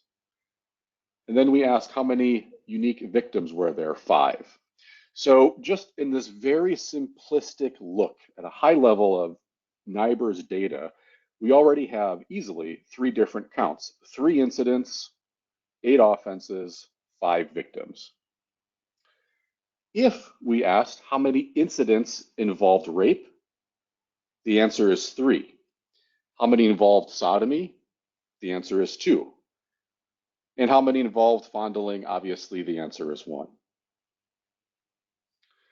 So, and then if we add in sexual assault with an object, the answer there too is 1. If we add up all of those incidents, we come up with 7. Well, we know there are not 7 incidents, there are 7 offenses. I'm sorry, there are not 7 offenses, there are not 7 victims. So the sum of the incidents involving a specific offense is not a unique count of anything. And when we display data like this, that I fear could potentially cause some confusion or maybe some misunderstanding of exactly what we're presenting. And I don't know about you, and I personally am guilty of doing this when displaying data, is when I view data online from a variety of sources, I sometimes, not always, but sometimes see a disclaimer of this count is not a count of this, or this count does not reflect the number of this. And I'm left wondering, well, what the heck am I looking at? What does this count actually represent? And it's because NIBRS adds so many different ways to analyze and count data, even at its most basic form, incident, offense, victim. I think we need to be very careful in using a unique count of something and specifying exactly how we're deciding to count data in this way. Next slide, please. And I'm going to skip over this slide and the next slide. So really, if you could go back one slide, one slide forward. Thank you. Okay, perfect. All right. So really, why is this important? Why does this matter? What am I really trying to say here? And that is, it's important that we start thinking about ways we're going to display data, explain data, and I hope have some commonality or uniformity in decisions that we use to display data. I think counting incidents, counting offenses, counting victims is fairly simplistic, and I think on its face, it ought to be easy to describe the unit of measure that you're utilizing. But when we start looking into crime characteristics of firearms, for example, we create additional levels of complexity that I'm hoping we can get together as statistical analysis centers and discuss ways to come up with common ways to count things. We pulled data from the FBI's Crime Data Explorer, which is, I give the FBI credit for making data more available now, which is going to present opportunities for lots of different states, education, organizations, media, general public, government agencies to generalizing and or creating their own counts. And without an understanding of how exactly to do that, or maybe a playbook in how to do that, I think we could all potentially yield different results measuring the same base set of data. And I think that will lead potentially not only to confusion, but mistrust. We're at the point right now where we're changing the way we view and analyze crime.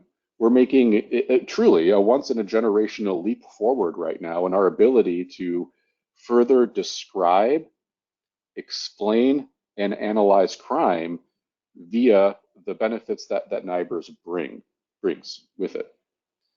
And I think we need to do that responsibly. We should do that in ways that we're measuring things similarly, or if we're not, we're able to explain them accurately. So here's an example of why I think this is important. We can get very different answers depending on how we connect NIBRS data elements, how we structure the data, and how we count things. So here's an example, and this is actually going back a few years, where we pulled raw data files from the Crime Data Explorer and just looked at homicides using methodology that we developed at the Wisconsin SAC. And this was, again, just us making generalized decisions for what honestly, truly, we subjectively felt made sense. And that's where we collapsed those records that had multiple weapons into a multiple category instead of counting each weapon separately. Our answer to a question of how many of the 149 homicide victims that Wisconsin had in 2008 that involved a firearm, the answer that was using our methodology was at least 59. We know there was at least 59 because we had that multiple category that could contain additional. And in fact, there were 9 in that multiple category that we don't know if it's a firearm or not because there were multiple weapons involved. Next slide, please. If you look at the number of homicides using that same data and weapons used using that same data from the Crime Data Explorer, again, this is going back a couple of years, the answer was 56. Okay, so right here, we are using the same source data, the same exact base data. And when we're looking at the question of how many homicides involved a firearm, we have 2 different responses. I don't think either of these responses, the 56 or at least 59, are inaccurate. We just used different methodologies to come up with that count. And if you look at ours or you look at the FBI's, we don't necessarily exactly explain how or why that difference might exist, or specifically why our count might be different than other counts that are out there. And I think as we get into, next slide, please, looking at additional NIBRS data on a state-by-state basis and nationally, we're going to run into issues like this or concerns that are going to be raised by, folks in the media, for example, of, NIBRS data is not only incomplete, it's inaccurate. Look at how many numbers are different when we're measuring or looking at conceivably the same things. And I don't want that to happen. I don't think either is necessarily true. And just interestingly enough, if you're curious of what the actual number was for the number of people that were murdered where a firearm was involved, the real answer was 62. The 59 we knew about from our methodology, and there were actually 3 more that were in that multiple category that we collapsed and aggregated up to that we couldn't see. I don't really necessarily know what methodology that the FBI used, but the answer is 62. And you wouldn't come up with that with looking at our display of data, with the FBI's display of data, or I would venture a guess if the media or academia or anyone really for that matter downloaded the data and developed their own analysis, they'd probably come up with a different number. And that's obviously not ideal. Next slide, please. So with all that being said, and I really slammed through this because I know we're short on time, there are many ways to count NIBRS data. At a high level, incidents, offenses, and victims generally are pretty easy, especially if you're doing a unique count of them. But once we start tying in weapons or injuries, and especially property items, the counts can start to get very different depending on the technique that we decide to use and the way you structure your data set.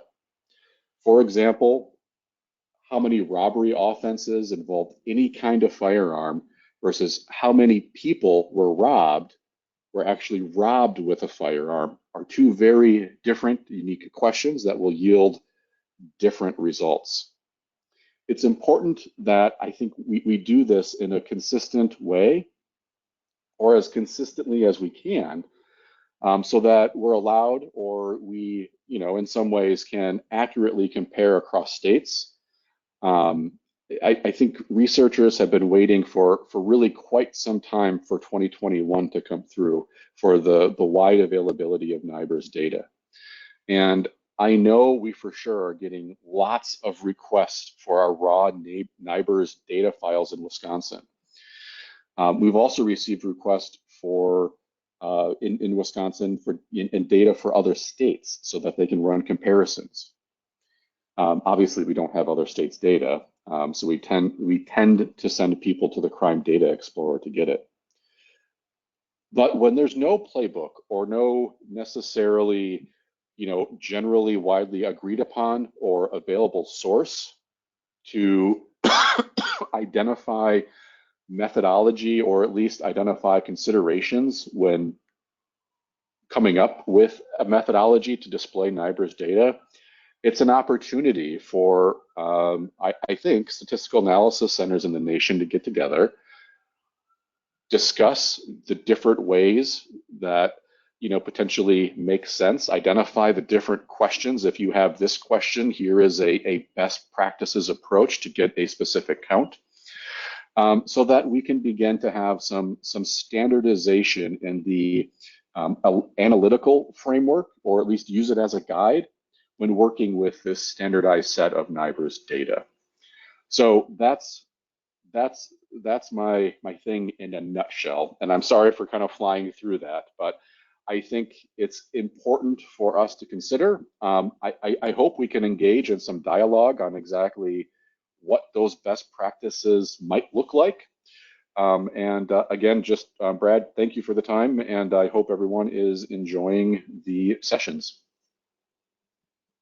All right, thanks, Derek. And like I said, you are the person who I know who has been banging the drum here to come up with what we have internally in our discussions been calling the analytical playbook.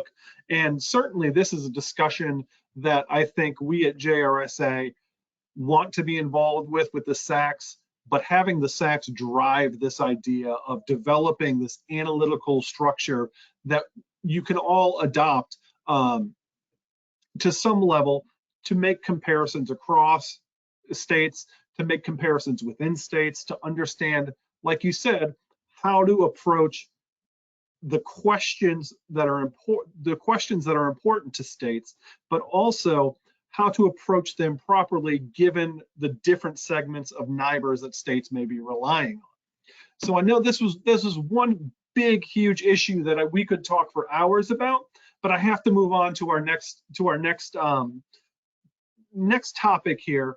And the next topic that came up in my discussions with folks when preparing this session was standardizing indicators or consequences of crime that states could merge in with their NIBRS data. And so I want to ask the folks from Wyoming, especially Eric Kanan, to talk a little bit about what they have planned for some of their work with NIBRS and how they want to integrate that in with other data sets that they have access to. Well, thank you. Laurel, please join me because when you get a chance, because you got better ideas of working with NIBRS than me even. But the reality is that I want to just say that I've used crime data for a long time in working kind of on the substance use side. Specifically, I'm at the point where I am the person who would be pulling data where if it was standardized, I could make sense of it. And because if it's a standardized number, I create profiles of multiple indicators, specifically around substance use, and crime is only part of it amongst many, many other indicators, including prevalence of substance use amongst different from different surveys and different measures of it, along with also measures of attitudes and different kinds of risk factors that are related to substance use, and with the hope that actually expanding the indicators to not only that, but to some of the things that are arising about social disparities and social determinants of health. And we're all looking at trying to make it so that we can do the research of how crime and all these other measures are related, especially across at a societal level, if we're not able to do person-to-person matching. And that becomes extremely important as we go through, as we move forward, to truly understand where policymakers and different decision makers can have an impact. And so as Brad approached us, he asked us to kind of address two questions. Basically, how is Wyoming merging indicators of crime and social well-being to understand how they're related at the ecological level, and how broader adoption of NIBRS may impact this. So I know that some of our state indicators have been on crime have been holding off until 2021 NIBRS implementation, so that at least on my part, I can pull from a commonly recognized data pool, oftentimes the FBI's Crime Explorer, to start putting up the indicators of what does our crime look like relative to substance use. In the past, I've used UCR data and the same hierarchy that's there, but to look at measures such as DUIs, the drunkenness, drug abuse violations, and things like that come across. And then we rank like our counties on how different they are on those measures, and then cross them and ask them to look at also what are their substance use rates in those same counties. And so that's kind of how we've done it. It's kind of like if it's kind of a data repository of a whole bunch of indicators. I think, Laurel, do you have some of the projects you're working on with NIBRS or looking at doing in NIBRS? So I think right now Wyoming has 70% of our law enforcement agencies entering data into NIBRS. And one thing we're about to get started on is using the NIBRS data we have, and it's kind of more of a proof of concept this time, to supplement our missing and murdered Indigenous people project that we're working on with the governor's task force. And so we have all of these little pockets of limited data, and we're hoping to kind of bring NIBRS data into that discussion, I guess, especially to look at victimization rates, which are definitely underreported in official numbers, and just kind of try and get some context with the NIBRS data in that project. So that's what we have coming up soon in the next couple of months.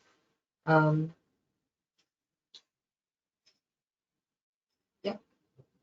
All right, Laurel and Eric, thank you very much. And I'm not trying to rush you through, I promise. But I know we're up against time right here. And I want to give Stephanie Lopez Howard an opportunity to talk on this issue about standardizing different data sources and how we can sort of merge them with NIBRS data to really get a better understanding of where we can impact or what we can impact to try and help lower crime and understand more about social well-being in our states and in our societies. Thank you, Brad, and thank you everybody for joining us and for being here. Admittedly, just so that y'all are well aware, Brad contacted me this morning and said, hey, are you willing to talk about this? And I never say no, so here I am. So thank you, Laurel, for the discussion about using NIBRS and Eric in conjunction with other data sets. Typically in Georgia, we have used historically UCR, and we haven't started doing this yet with NIBRS, but we have looked at, for instance, UCR data in conjunction with other data sets if we're trying to measure something like drug enforcement and substance abuse, right? So, for instance, one of the first projects that I worked on as SAC director in 2014 was a state drug enforcement needs assessment, and we looked at UCR arrest data around drugs in conjunction with things like treatment episode data set and overdose deaths and stuff like that. So when Brad called me to talk about other data sets that you could look at or compare to NIBRS data to get a sense of some of the socio and economic contexts around crime, I started to think about what are the data sets that the federal government has invested in the states to standardize data collection. Violent death reporting is one, right? That sticks out to me. In Georgia, we have the Georgia Violent Death Reporting System. And so if we wanted to look at incidents of gun violence or homicide, looking at that as compared to violent death reporting and how does the homicide data in NIBRS compare to violent death reporting data? Those are standardized data sets. They're uniform definitions nationally. And so comparing those two, especially if we're going to look at it across states, to me seems to make a lot of sense. Another potential data set is TEDS, although I know TEDS is like chronically behind, but TEDS is available often at the state level. A treatment episode data set, that's the data that SAMHSA collects on substance abuse and treatment. Things like overdose reporting. So there is federal surveillance now on overdose deaths, and those are becoming standardized, and they are making investments. The CDC is making investments in states to grab those data. So really thinking about, as statistical analysis centers, if we want to look at other data sets, obviously census, right? And there are tons of census data to leverage, but how do you leverage data sets that have standardization imposed upon them at the national level to compare to NIBRS? Great. Thanks. Thanks so much, Stephanie. Well, you all can see there is so much to talk about with data standardization, and particularly with NIBRS and how we can use it to join up to these other sets. Brad, I want to thank you so much for this panel. And for those of you who don't know, Brad also heads up our NIBRS working group. And of course, you are all invited, enthusiastically invited, to be a part of that. So you can find out more about that through our newsletters or reaching out to Brad. In the interests of time, however, I do want to move straight into our final presentation because we are all very excited about this one. This is about data integration and the great work that is happening in Arizona. So I want to invite Roger Przybylski, Andrew Lefebvre, and Matt Bileski to come on. And Matt, I'm going to give you controls in just a sec, and you'll be able to share your screen.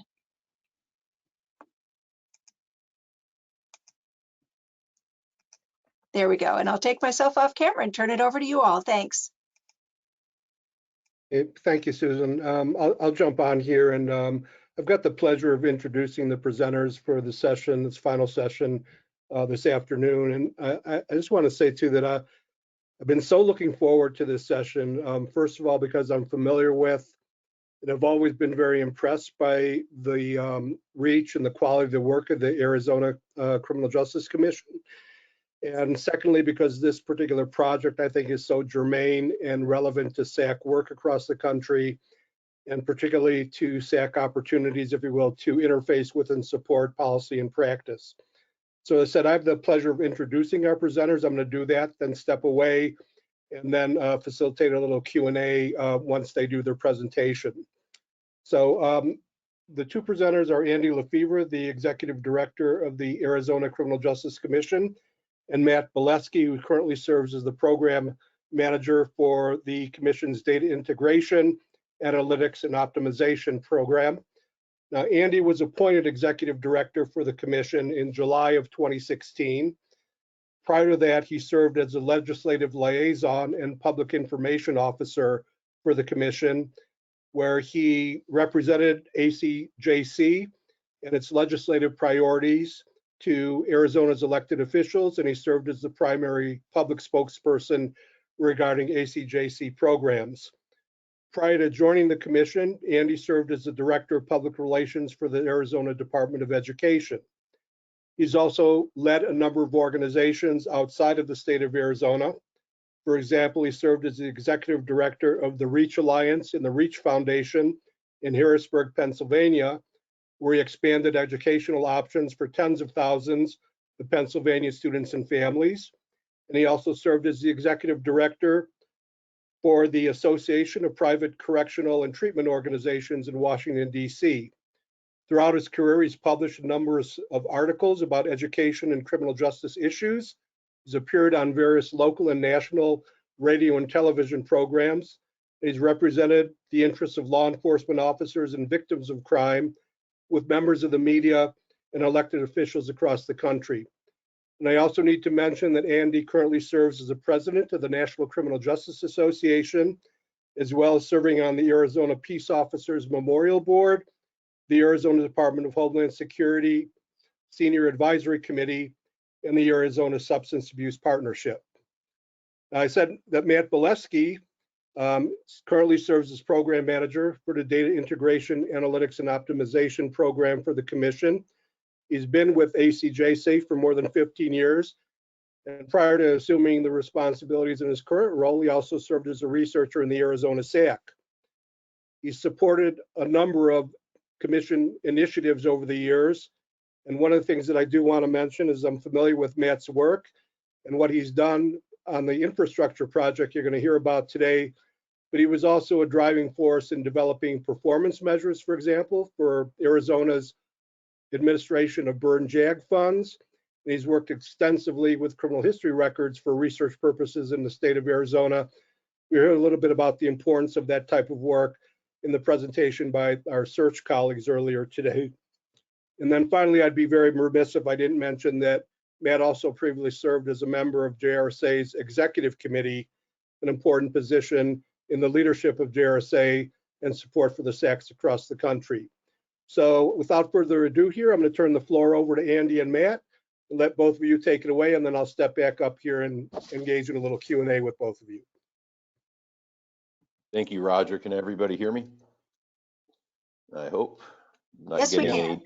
Good deal. And you never can tell when you're switching platforms as much as we all do nowadays. And thanks, Roger. And I've always been greatly appreciative of the times that I get to collaborate with Roger on projects and always bring such a unique and nuanced perspective to things that as a non-data guy, I greatly appreciate. So you now have the presence of a non-data guy in myself and a data guy in Matt to hopefully bring a nice story to you about what we're working on in Arizona. So we're here to talk a little bit today about the road that we've been on to get to where we sit today around trying to create a statewide criminal justice data collection and reporting system. Like many states, for the last number of legislative sessions, we've been having this larger discussion around how do we collect better data, and in this case, better criminal justice data, so that we can make better criminal justice policy decisions. And we're getting hit just about the head and shoulders with numbers of bills trying to collect a specific kind of information in a specific way and be reported in a specific different way than all the other bills that were getting introduced. So we had the good sense to sit down in 2019 and just have a deeper conversation about where is it that we actually want to get to when we talk about collecting and reporting data to use to make policy decisions, instead of just continuing down the road of eventually what would have been probably 40 different reports that didn't talk well with each other and that you had to go and look at each one to do the work. So we were in a room and somebody was asking one of our stakeholders for data, and they go, well, that's not my data, that's law enforcement's data. I'm a county attorney, and if they give me that data, then I may be able to give it to you, but I don't know if they're going to give it to me, so you need to ask law enforcement. And it really just led to this conversation around, we don't really know who has what data, who owns the data, what data points reside there. So we worked as a state to put a bill together that basically says that ACJC was going to do a couple of things. One, it changed our authorizing statutes to change from we could request data to require data in order to meet a couple of caveats there. It had to be a state mandated report or a federally mandated report, or the commission itself would vote as a body to say it's important enough that we want to collect and report it. So that gave us now the authority to do the kind of work that we're talking about, but we wanted to go one step higher than that. And that is actually do an inventory of all of our criminal justice agencies in Arizona to understand what were the data fields that they had available within their systems, so that we could try and begin to capture or identify the common elements across all of those platforms, and then talk about how do we put together some kind of architecture that would be able to link all of those so that we could get a complete picture of the data as it flows from arrest through prosecution and conviction, through the courts to corrections and jails, and then ultimately out the other side to our probation system. So that was really the meat of the work that we've been doing over the last, well, I guess probably almost a year now, that Matt and one of our other staffers in our office had really spearheaded for us, which was this reaching out to our criminal justice agencies, reaching out to their vendors, getting data dictionaries, putting all of that together into some kind of manageable and readable format, and then ultimately putting out two reports, one which was the data survey of elements, and then the second one, which just came back and was released in November, which was a recommendation to the legislature of those elements that we think the state should consider collecting and reporting, that we will be turning into legislation for discussion in January. And then also cost estimates of what we think it's going to cost to build a statewide system. And we're very clear that anything the legislature wants collected and reported would only be able to be done so if a system comes online for agencies to be able to do that. We don't want the legislature to tell us to go collect and report it and then not have a way to do it, or not be able to help agencies get their systems to the point where they would be able to report the data for us. I'm going to pause there because Matt knows really easily I could talk for an hour myself, and let Matt kind of walk you through the phases of our project and how where we sit today. And then I'll jump in if needed, and then look forward to answering any questions that we have at the end about what I think will be hopefully the gold standard of what a system would look like if we're able to pull it off. So Matt, I'll turn it over to you.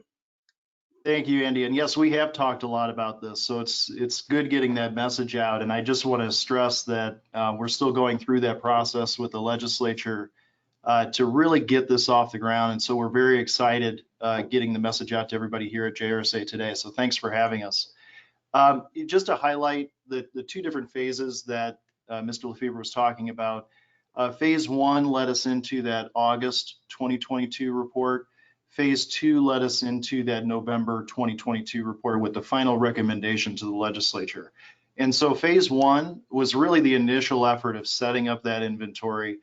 We surveyed the agencies across the state, all the criminal justice agencies for their management systems, led us into that data dictionary phase where we reached out to those agencies, their management system contacts, whether they be the vendors that they're working with directly, or possibly someone in-house that might have built something more custom, which we do see periodically across the state. And then those data dictionaries led us to building that inventory of the common data elements, along with a cost estimation. But I won't go into the cost estimation in phase one. It was really a little bit more rudimentary at that point, because it wasn't until we received the feedback from the agencies in phase two that we gathered a better understanding of what this cost in reality might become. So those meetings, the survey, all of that feedback that we got back from those agencies during phase two really helped us to refine that recommendation of the data to be collected, those elements that we were going to directly target for this recommendation, as well as a refined cost estimation. Came together for November 2022. We released that report to the legislature, and I think we're so much better for this process that we laid out here. So we'll start here in phase 1. With that management system survey, we reached out to law enforcement, prosecution, public defenders, as well as corrections. You won't see courts on here because they actually established their own standards. They adopted those standards back in March of 2022.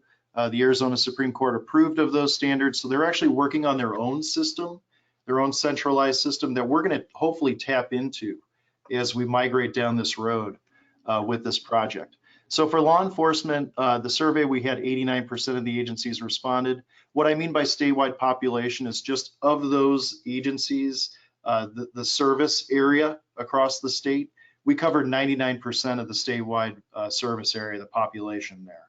So that was really good to see, a very solid response from law enforcement. On the prosecution side, the municipal response was more around 84% for the statewide population coverage. And then we had 100% coverage for county attorneys across the state. Public defenders, we were lacking a little bit more there. We had 75% of the agencies responded, but that only covered about 55% of the population served across the state of Arizona. And then we also had 100% response rate from the juvenile and adult correction side. So we took that management system information, the contacts. We reached out to those vendors or service providers, as well as the agencies themselves for those that do have a custom build in-house. And we tried to collect those data dictionaries from those agencies and those vendors. For law enforcement, we were able to cover 85% of the state population with data dictionary coverage. For the prosecution side, on the municipal side, we did get 71% coverage for the state regarding their data dictionary information. And then countywide for prosecution side, for those county attorneys, we did get just under 100% at the 99% coverage. Public defenders is where we had a little bit more complication, only covering about 15% of the population served. But we're not too concerned about that. We will explain a little bit later why we've removed the public defenders from the data collection process. There are specific reasons why we've removed them from our recommendation. And then, as I mentioned earlier, our state standards at the Supreme Court level trickled down to the local courts. They are adopting those standards. We're using those standards basically as our data dictionary for the courts. And then juvenile and adult corrections, we work with them to obtain information on the data that they collect as well. So we do, by and large, feel very strongly about the data dictionary information that we were able to collect. So we took those data dictionaries, we identified the common data elements. We worked very closely with a contractor on this, more like a consultant. They did a great job walking us through this and assisting with this effort of identifying amongst tens of thousands of potential data elements, trying to tease out those that are more system-based, because as you can imagine, a management system can only run if it has a solid table structure, table architecture to manage not only through the system, but also to gather some of those performance indicators. So the system measures that really help drive that management system were weeded out, and we concentrated more so on those custodial type indicators as well as those performance indicators that they collect.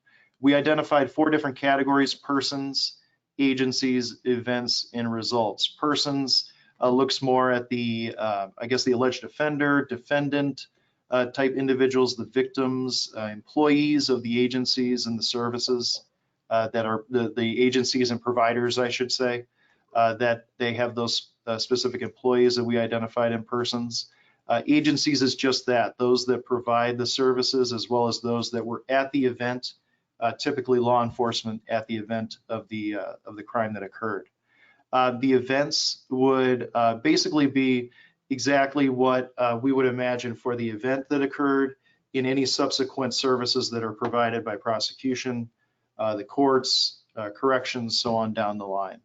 And then finally, the results. These might be things like drug test results, crime lab results, maybe mental health assessments at the corrections level or some other levels as well.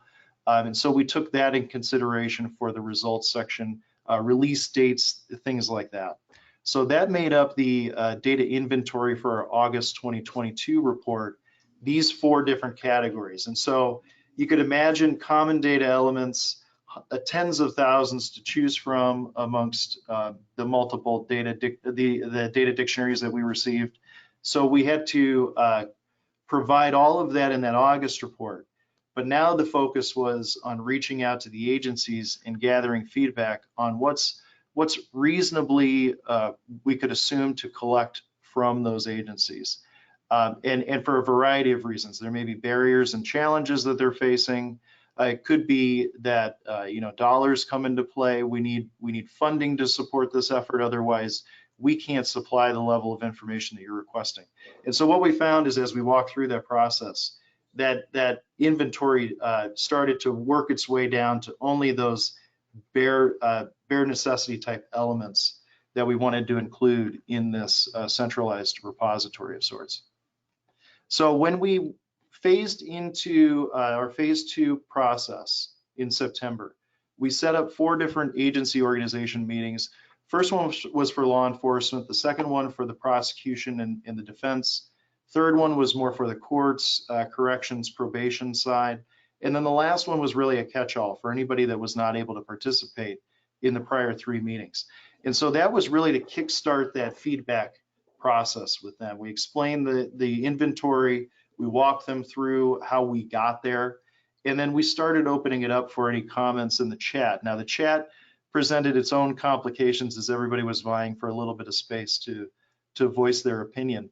So we had additional follow-up meetings with the Administrative Office of the Courts, prosecution agencies, as well as public defense to gather a little bit more feedback there and to build that rapport with those agencies, that they understand we're there to hear them all the way through this process. And so I think it was very beneficial to have those follow-up meetings in October. And then we did provide a survey link for at any point in time through October 7th. They could provide us their feedback through that survey. And I think we were much better for providing multiple avenues to give us their feedback and identify any issues that they may see at their agency. So the meeting goals were really threefold. We wanted to stress that we're looking only at currently collected and readily reportable data.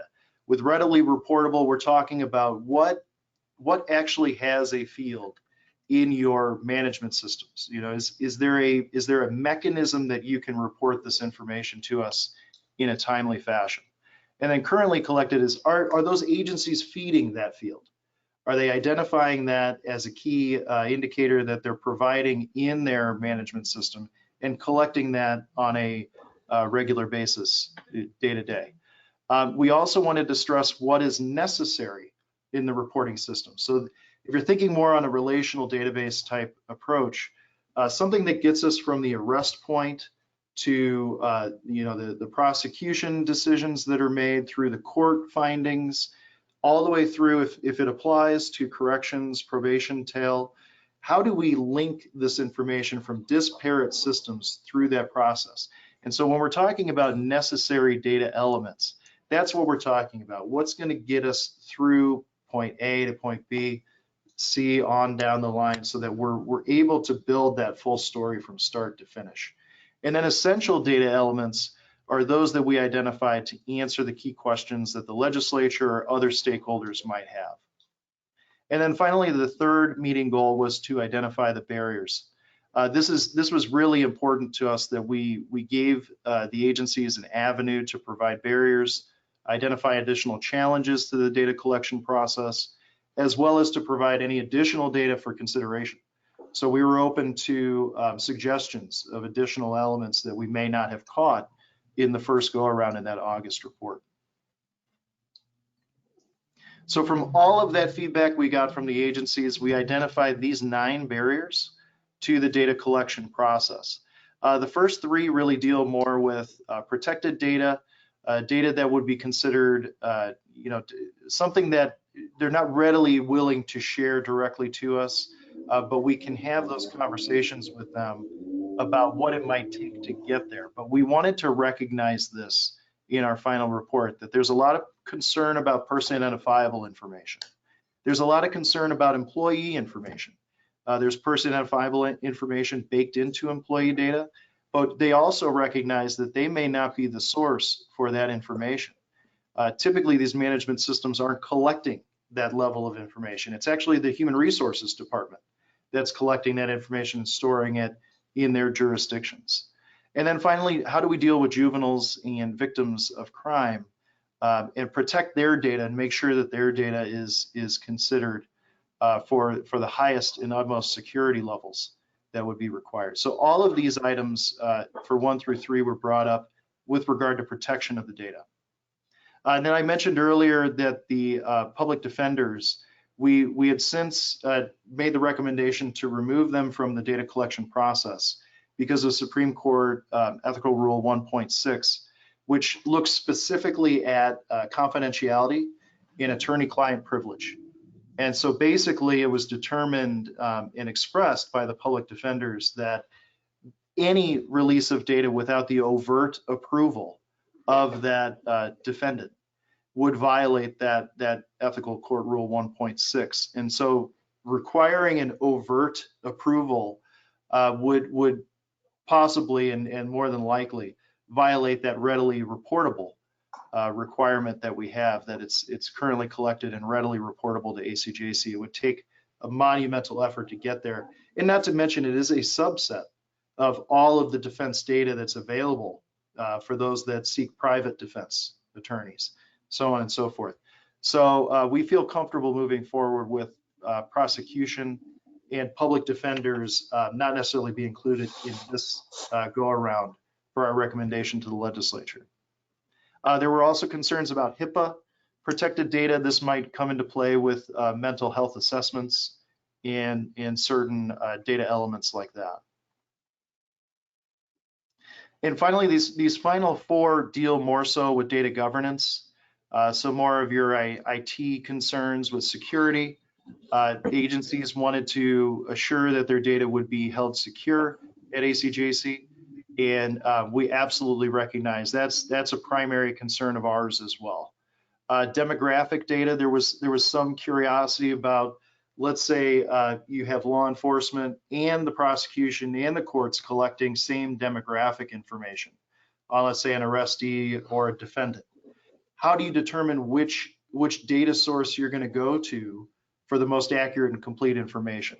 And so that's something that, again, through the data governance process, you can weed out how those elements are collected, what might be the best source for that information, for that most accurate and complete information. And then also we needed to think about sealed and expunged cases. How do we deal with sealed cases that may not be provided to the agency? How do we caveat for that? Expunged cases, we have them, but now they've been expunged at the court level. How do we go ahead and rid the the data dissemination process of that expunged case information? And so again, it talks to the processes of how we disseminate that information, as well as how we integrate those sealed cases into our environment if they become available. And then I think this was by and large brought up by most agencies across those that we spoke to. Funding is a primary concern. How are we going to support these efforts, these improvements to certain systems, bringing different agencies on board that may not have a management system just yet? What are we going to do to support those agencies in their migration and their integration into this ACJC environment? So I think that speaks to our cost estimation that's going to be on this next slide here. So we really refined that initial cost estimation from August by adding $5 million into our first year proposal here. We're proposing $7.68 roughly million for that first year of startup cost.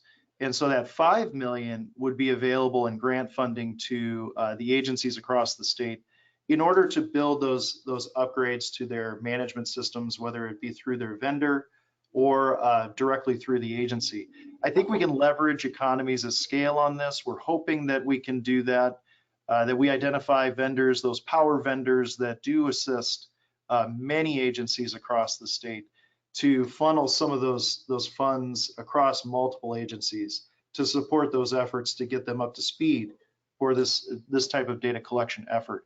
And then also we built in for a grant coordinator position simply because to manage that on our end and make sure those grant funds are spent appropriately and timely, we need to have a coordinator on hand to support that effort. So that all went into our November 2022 report. And at that moment, I'll go ahead and just provide the link. I also will send this out to the chat as well. This is a link to our page where we have those two reports available, the August report as well as the November report. We also have additional information on this effort, where we have been and where we are now, where we are today. And we're just trying to push that message out so the legislature entertains this effort moving forward. So please do feel free to reach out to Andy, reach out to me. Lloyd Asado is the other program manager that's working on this project. He's more than happy to assist with any questions that you may have as well. So with that, Roger, I'll hand it back over to you for any questions that you might have.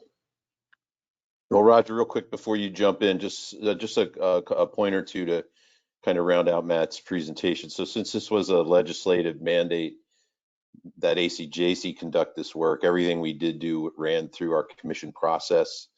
So it was approved by committee and ultimately by the commission for those reports to go out. And I got to say that was a good addition to the process, because most of the initial reports that Matt and the team put together were very, what would you call it, Matt? Very systems focused, very not layman friendly, I would say. So getting feedback from our Criminal Justice Commission members who are practitioners was very helpful to try and put that into kind of terminology that is much easier for folks like me to understand, and to be able to help us go out and spread that message to the legislature. I did want to say on our website, so an example of what we're hoping this system would look like. On our website, we have our data visualization center, which is an example of some data visualization tools that Matt and his team have put together for some of our existing data sources. The best one I can kind of point you to would be our Arizona Youth Survey dashboards, which is, we do a survey every other year of 50,000 8th, 10th, and 12th grade students. So you're not seeing the individual survey results per se, but you're seeing the results of the surveys presented in a visual format. And to me, that's kind of what we're hoping to do with this data. If we begin to collect these various data points and elements across systems, what can we do to show how that all links together, and how can the general public and our policymakers use that data to answer the kind of questions that they're looking for. So with that, Roger, I'll stop and let you ask questions, or let us know if there were any questions that came in. Great. Thank you, Andy. I'm actually glad that you made those comments there, because they kind of very much resonate what I think is sort of unique about this particular panel when we do different training activities and so forth. The opportunity to have sort of the data person, the researcher, and Matt's such a jack of all trades because he's got this kind of IT kind of insight as well here, but then yourself as being the SAA director. And I thought that your comments here are really important, and I wanted to actually ask a couple of questions that relate to some of the interface between SAC work in general and the responsibilities and the mission of the SAA. Also, I also just wanted to make sure that the audience members know that if you have any questions or that, please put them in the chat. We'll try to get those questions in front of Andy and Matt, have them respond to them. But I'm going to go ahead and pose a couple of questions here. So I think I want to preface this again, that this is rather unique in the sense that Matt's here and has this research and data experience and so forth, and that Andy's serving as the director of the SAA, also of course president of NCJA. But I wanted to ask both of you, and I think maybe Andy can respond first and then Matt. I want to ask, how does your vision for this project and this notion of having your agency serve as a clearinghouse for criminal justice data within the state, how does that relate to your mission and responsibilities for the SAA in general first, and then back to what I'll just pose is for the SAC for Matt to respond to. So from your perspectives, how does your vision, the work of this project, how is that germane to SAAs across the country and the SACs across the country? You know, it's a great point, Roger. And, you know, I've never viewed the SAC as, you know, a separate entity per se from the work that we do at ACJC. It's, you know, it's part of the whole organization. But, you know, when I took over in 2016, we did strategic planning with the commission, and I really wanted to get a better understanding from them of what they wanted the commission to be and the role that they wanted it to play. And they came up with a very simple kind of statement of what they wanted us to be, which was the leading criminal justice resource agency in the state. And then we went, well, what does resources mean to everybody? And we ultimately ended up on three kind of key resources that they wanted us to focus on. So obviously funding is the biggest one. You know, how do we identify more grant resources or work with the state to create more opportunities for state funding to flow into criminal justice activities? The second is relationships. You know, how do we serve as that convening body to bring, you know, different parts of the system together and talk about problems and solutions? But the third one, which was equally important, was data. They clearly identified that they wanted the commission to be a central hub of data for the state. So, you know, clearly we wouldn't be doing this project if that wasn't one of our three key areas that, you know, I view every day is what we're doing, getting us closer to being, you know, a leader in one of those three areas. Matt, so from a SAC standpoint, you know, and Roger, you got to say, when Matt's been there 15 years, he's probably had almost every job in the agency at this point. So, you know.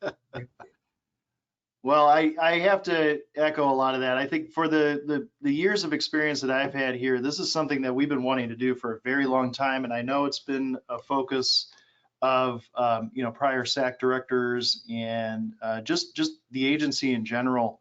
How do we make a more centralized data collection effort happen in a very decentralized state? You know, where it's more about localized information. And so that effort, we're finally coming to fruition where we can say that there are a lot of individuals across the state that are championing this. And as a former SAC member and always itching to try to get something like this going in the state of Arizona, now really is the time. And we're very excited because big data is everything right now, right? IT is more involved than ever. So how can we leverage the type of technology that's available now to get this done at hopefully a cheaper cost than it might have been 5 or 10 years ago? This is all the stars are aligning on this. And as Andy had mentioned, full support from the commission membership. We're just really excited to make this happen. And it speaks to the excitement that I've had for so many years and why I'm still here, working with Andy, working with others here at the agency, that we work together very well. And we're much better for working together than we are in our separate programs. And I've always enjoyed the luxury of serving the programs as a research tool, you know, a tool in their arsenal per se. And I think that's exactly why the SAC is here, is to serve that research function and to provide that utility to the state and to even at the national level as well. Great. You know, I want to dig into a couple of aspects of what both of your responses included. When I think back, and this is ancient history now, but when I was back in Illinois serving, you know, in the SAC and in the SAA there, we had that same kind of, I'm going to say, perspective or mindset. There was a grants unit and a research unit and an IT or information systems unit, but we all looked at each other as being one single agency working together towards a common mission and set of goals. And one area where I wanted to ask for both of your comments on, and Matt, you were kind of alluding to it in your answer too, is the importance of being able to have what I'm going to say is the researcher, the policymaker, and the IT or technologist working in harmony in a seamless collaborative manner. Could both of you maybe just comment on the importance of that? Because I think that that's emerged as something that's more and more recognized and is really, really key to being successful in an effort like what you're taking on in Arizona. So I'm interested if maybe both of you could briefly comment on that. And then I've got another little bit of a niche in what we're talking about here I want to delve into as well. Yeah, go ahead, Matt. You go first. Yeah, I see exactly where you're going with that, Roger, and I think it's just a sign of the times, to be honest. I've noticed as we worked with other agencies, now I don't want to say today, I think it's evolved, it's changed, but oftentimes IT was perceived as the gatekeeper of the data. Everything came through them, everything accessed through them.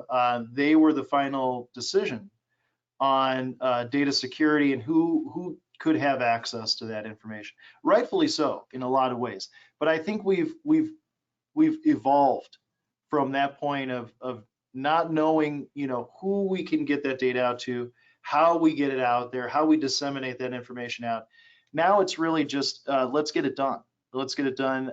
We're working with you. We have security measures in place. IT worries about that. They worry about the data governance and overseeing that data and making data accessible. The researchers do a great job of taking that data, taking that information, and making sense of it, right? And putting it together and analyzing that information and explaining to all of us what it's telling us, what it means. And then on the policy side, I've noticed, and Andy can speak much more to this than I can, but there's a lot of great direction that we get from the policy side about what are those measures we need to track? What do we need to know in order to create better policy, to establish better programs, from either the start or through the process if we're running evaluation. Those policymakers in the grants world especially are there to help guide us on how we target those specific areas. I think about NICS, the NICS task force that we have here in Arizona that started up many years ago. And I was instructed to pull data on the quality of the criminal history records. And it was simply put, okay, I'm pumping out data, but it was everything to them. And it was driving policy in the state. It was driving decision making about where they're going to target their efforts at local jurisdictions in order to get this done and make that data of greater quality than it was yesterday. And so I just think as a researcher, you're not just serving that research interest, but you're also helping to drive so much in policy and decision making and data-driven decision making that just can't be lost on the importance of that down the street of the legislature or for stakeholders in general. Yeah. Okay. Yeah, I mean, I'll just say this, Roger. I'm new to state government, so I try and run the agency as ungovernment-like as possible. So there are no silos as far as I can tell in my agency. We all sit in on each other's whatever we need to have as good an understanding about the direction we're trying to get to. And my job and our PIO and ledge person's job is to go down to the legislature and let them know what we can do for them, and then bring that back and tell the staff this is what we're being asked to do, and we'll do it. And how do we tell me what you need me to get you to accomplish it, and I'll go get it for you. So that's our whole focus, is get the job done and do it right. Yeah, when I was first introducing the session, and both of you, I mentioned that I've been really had the pleasure and the opportunity over the years to observe the work of the commission. And I mentioned the fact that I'm really impressed and have been over a long period of time with your reach and your impact. So let me ask you, Andy, and then I think Matt can jump in as well. Any tips or insights or any comments on your individual approach to being able to build relationships and trust, like to overcome barriers and challenges at the executive level, Andy, which is where you sit, and then maybe at the staff level, with which maybe Matt could just comment on briefly? I mean, yeah, look, Roger, as a reformed lobbyist, I guess you could say, you're only as good as your handshake and your word. So if I'm down at the legislature or I'm dealing with another agency and we're talking about doing something and I say we're going to do it, then by golly, we're going to do it. Or we're going to have a really tremendous reason why we can't do it. That's the conversation I have with legislators all the time. They go, they're like, Andy, I want you to do X, and I'll do it. You just got to give me the resources to do it. Don't give me a mission I can't accomplish. If you tell me to do it and you give me the tools, we'll get her done. And that's where Matt's been super valuable in our agency. And his title is very long because it encompasses a whole lot of different things that he does. But Matt's built a lot of our systems that we use in the agency to do that tracking and collection of our own data. The way that agencies report their information into us, everything we do is about how do we make it easy on our stakeholders to accomplish what we need them to accomplish our mission and report out the data either to the feds and the PMTs or to our stakeholders at the state level. And when I first got here, the former director's perception of the agency was let's be the best kept secret out there. Yeah. And I'm not that way. I want everybody to know I'll toot the horn as best I can because I know I've got a team that if we give them the direction and I turn them loose, they'll get it done. And over the last 5 years, I think the legislature has come to really appreciate that. The governor's office, again, we have a lot of large agencies that sit on the commission. They know we'll get funding and they know we'll accomplish things, and we've done some really great things for the state over the last 5 years that I think have really made a big impact for everybody. I echo that same from what Andy was saying, and I think just building that rapport. I think having those, it's reputation and building that relationship with the external agencies as well as internally. We do that very often here too, where I'm working with a new program manager and we're trying to figure out where that direction is going to go. And I'm there to help. I mean, that's really first and foremost. Let's figure out how we can assist each other moving forward in a positive direction. And I think that goes a long way for both internal and external agencies. But again, it's also about reputation and what you can get done. And so like Andy was saying, we're trying to live up to every word that we're giving to anyone that we're working with and in any of our customers. And Roger, I mean, look, this data conversation, this using data to make policy decisions is such an important part of what we're trying to do, which is why Matt is the right guy to sit in that role. He's seen kind of both sides of that and is able to serve as that, what's the line from Office Space? I'm a people person. I take the order from the customer and I take it to the engineer. Well, that's what Matt does in the office. He understands enough of what the program folks are looking for to be able to take that to the SAC team now and say, this is what we need to do. And then take the SAC stuff back to the program manager and tell them what the numbers actually mean to do something with it. Just the way you described that so simply and eloquently, it's like now I get it how you're so successful in talking to legislators and others. But let me turn things over at least momentarily to Susan. I know that we have at least one question in the chat, and Susan is monitoring that. So let me turn it over and see if we can get that posed to both of you here. All right. Well, we already have a practical question, and that is, how are you handling the need for a unique ID that will tie individuals within the clearinghouse in order to see from arrest through prosecution and eventual probation? We have sticky notes hanging on the wall that number 1 through 1,000,000, and we're going to stick one on each thing. No, I don't know. Matt, you can answer that. That's a really good question. I think it's more so how we tie things through the event than through the individual. We've learned that through this process. There is a state unique identifier that is typically tied to that individual at time of arrest. So when that occurs at booking, that's a typical criminal history approach, is to assign that state identifier at that point. We're looking at data prior to the identification of an alleged offender, prior to possible identification of all victims involved. I mean, this This goes beyond just the recognition of individuals involved.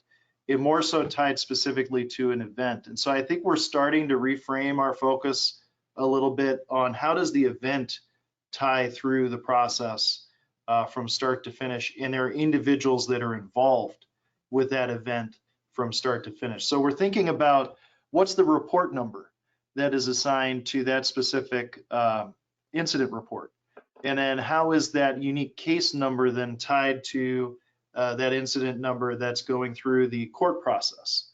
And then in the end, the corrections release off of that case number of that individual that's going into corrections or going into probation.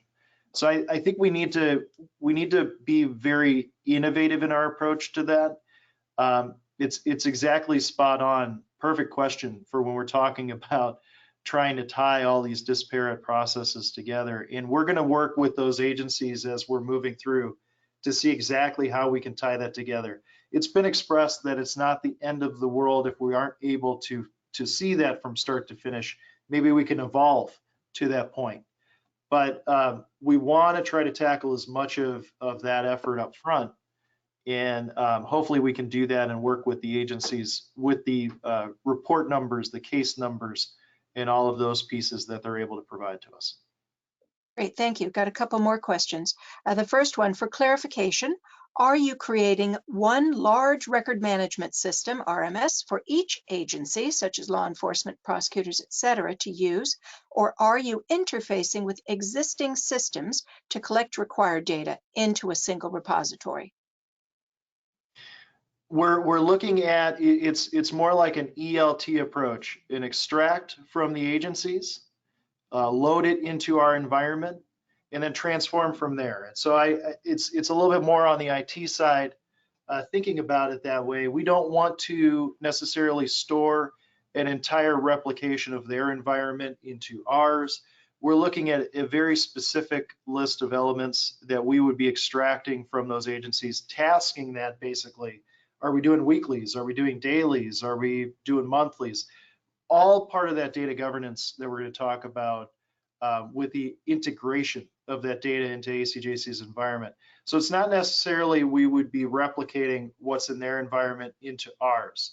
We would be looking at ways to streamline that and to just extract what we are requiring from legislation and getting that into our environment that we can then transform and standardize that on ACJC's side. I hope that answers the question. I'll see if our questioner has a follow-up to that. Okay. The next question, are you able to integrate incident-based reporting data as well? There's a possibility that we could do that. We are not exactly full force NIBRS state in Arizona just yet. We may be able to find ways to tie that in at some point once we've fully implemented on the NIBRS side. But we're looking at other data sources as well that we can tie into this effort moving forward. And obviously there are quite a few other data sources that we could bring in and that we already have access to. For instance, DICRA reporting. We do DICRA reporting, deaths in custody in our shop. So there might be ways that we could fold that information in and tie this all together, not necessarily tie it case per case, but possibly just enhance the information that we're identifying in this data collection effort with additional data from other disparate sources. Thank you. Roger, that's it for now for the questions that have come in for the audience. So I'll turn it back to you. Okay. I know we're getting close to the top of the hour. I think maybe I have one or two other quick ones here I wanted to delve into. So, you know, one of the things that I think, I don't know if everyone's aware of this. I know within JRSA we are, but I think it's important to recognize that a significant number of SACs across the country are co-located or within an SAA. I think right now the numbers are something like about 34 out of the 49 SACs are within an SAA.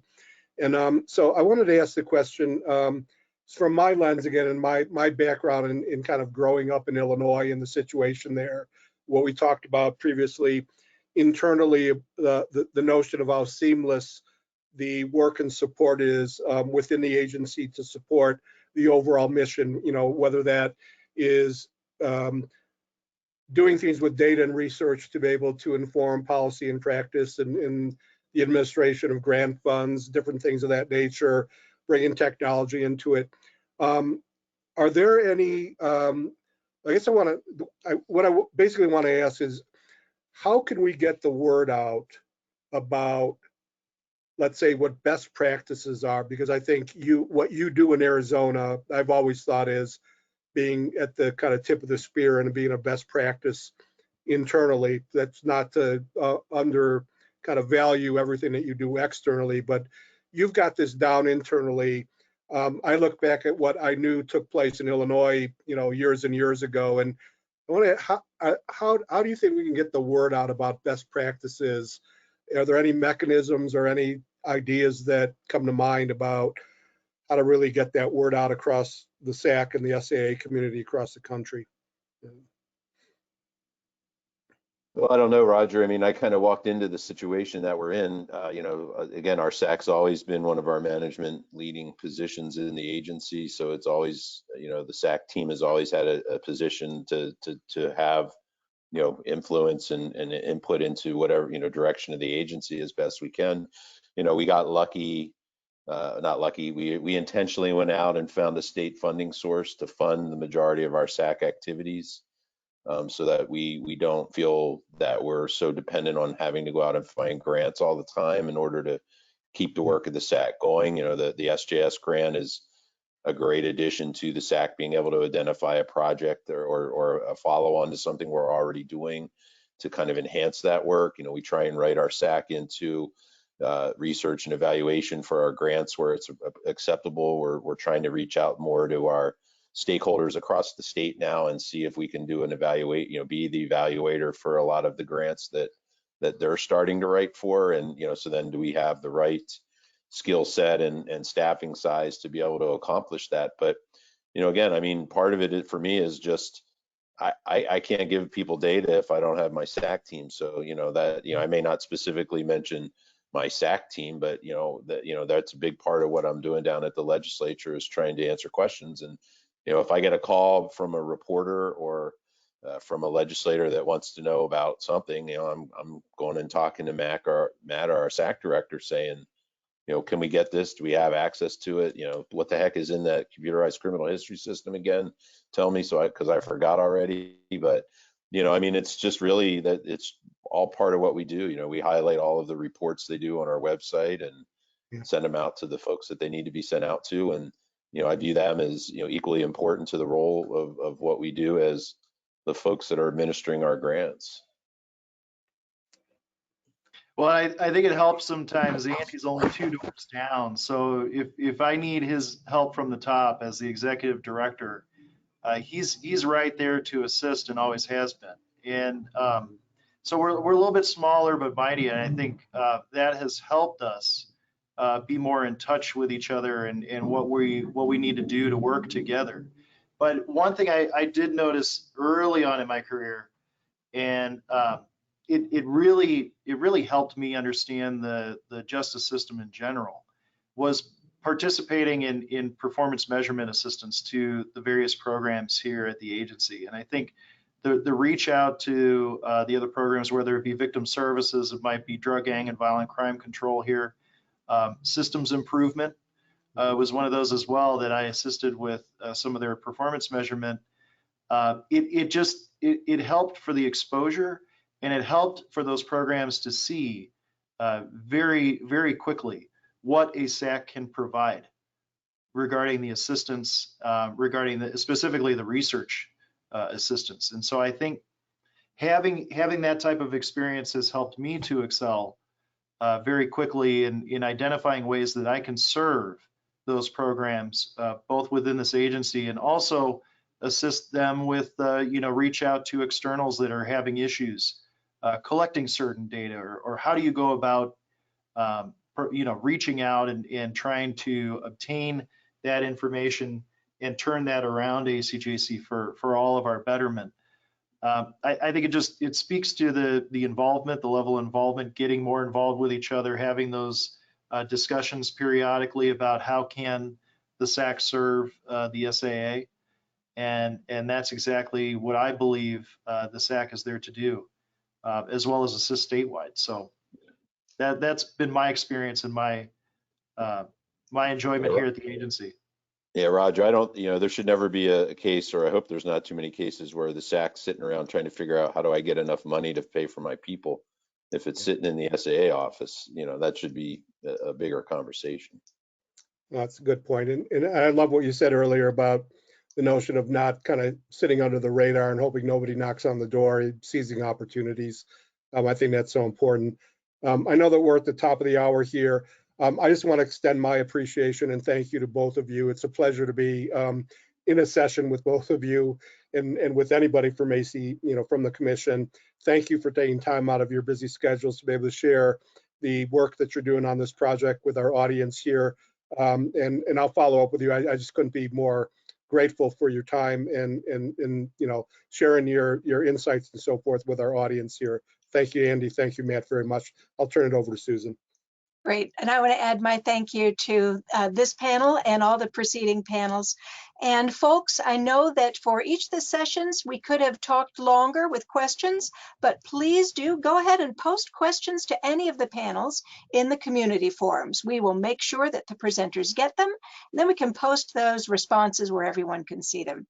I also dropped in the chat a survey about the event for the past 2 days. So please do take that before you go. And with that, I'm going to say good afternoon, everyone. Thanks so much for being here. And thanks for everyone who gave their time to put this together. All right. Thank you, everybody. Thank you so much.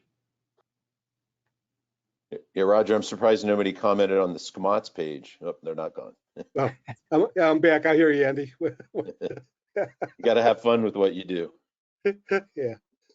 I was going to ask, was that? You really appreciate it. Really. Oh yeah, you got it, Roger. Always happy to help. So. Did you get the idea for SCMOTS from the Blues Brothers? There you go.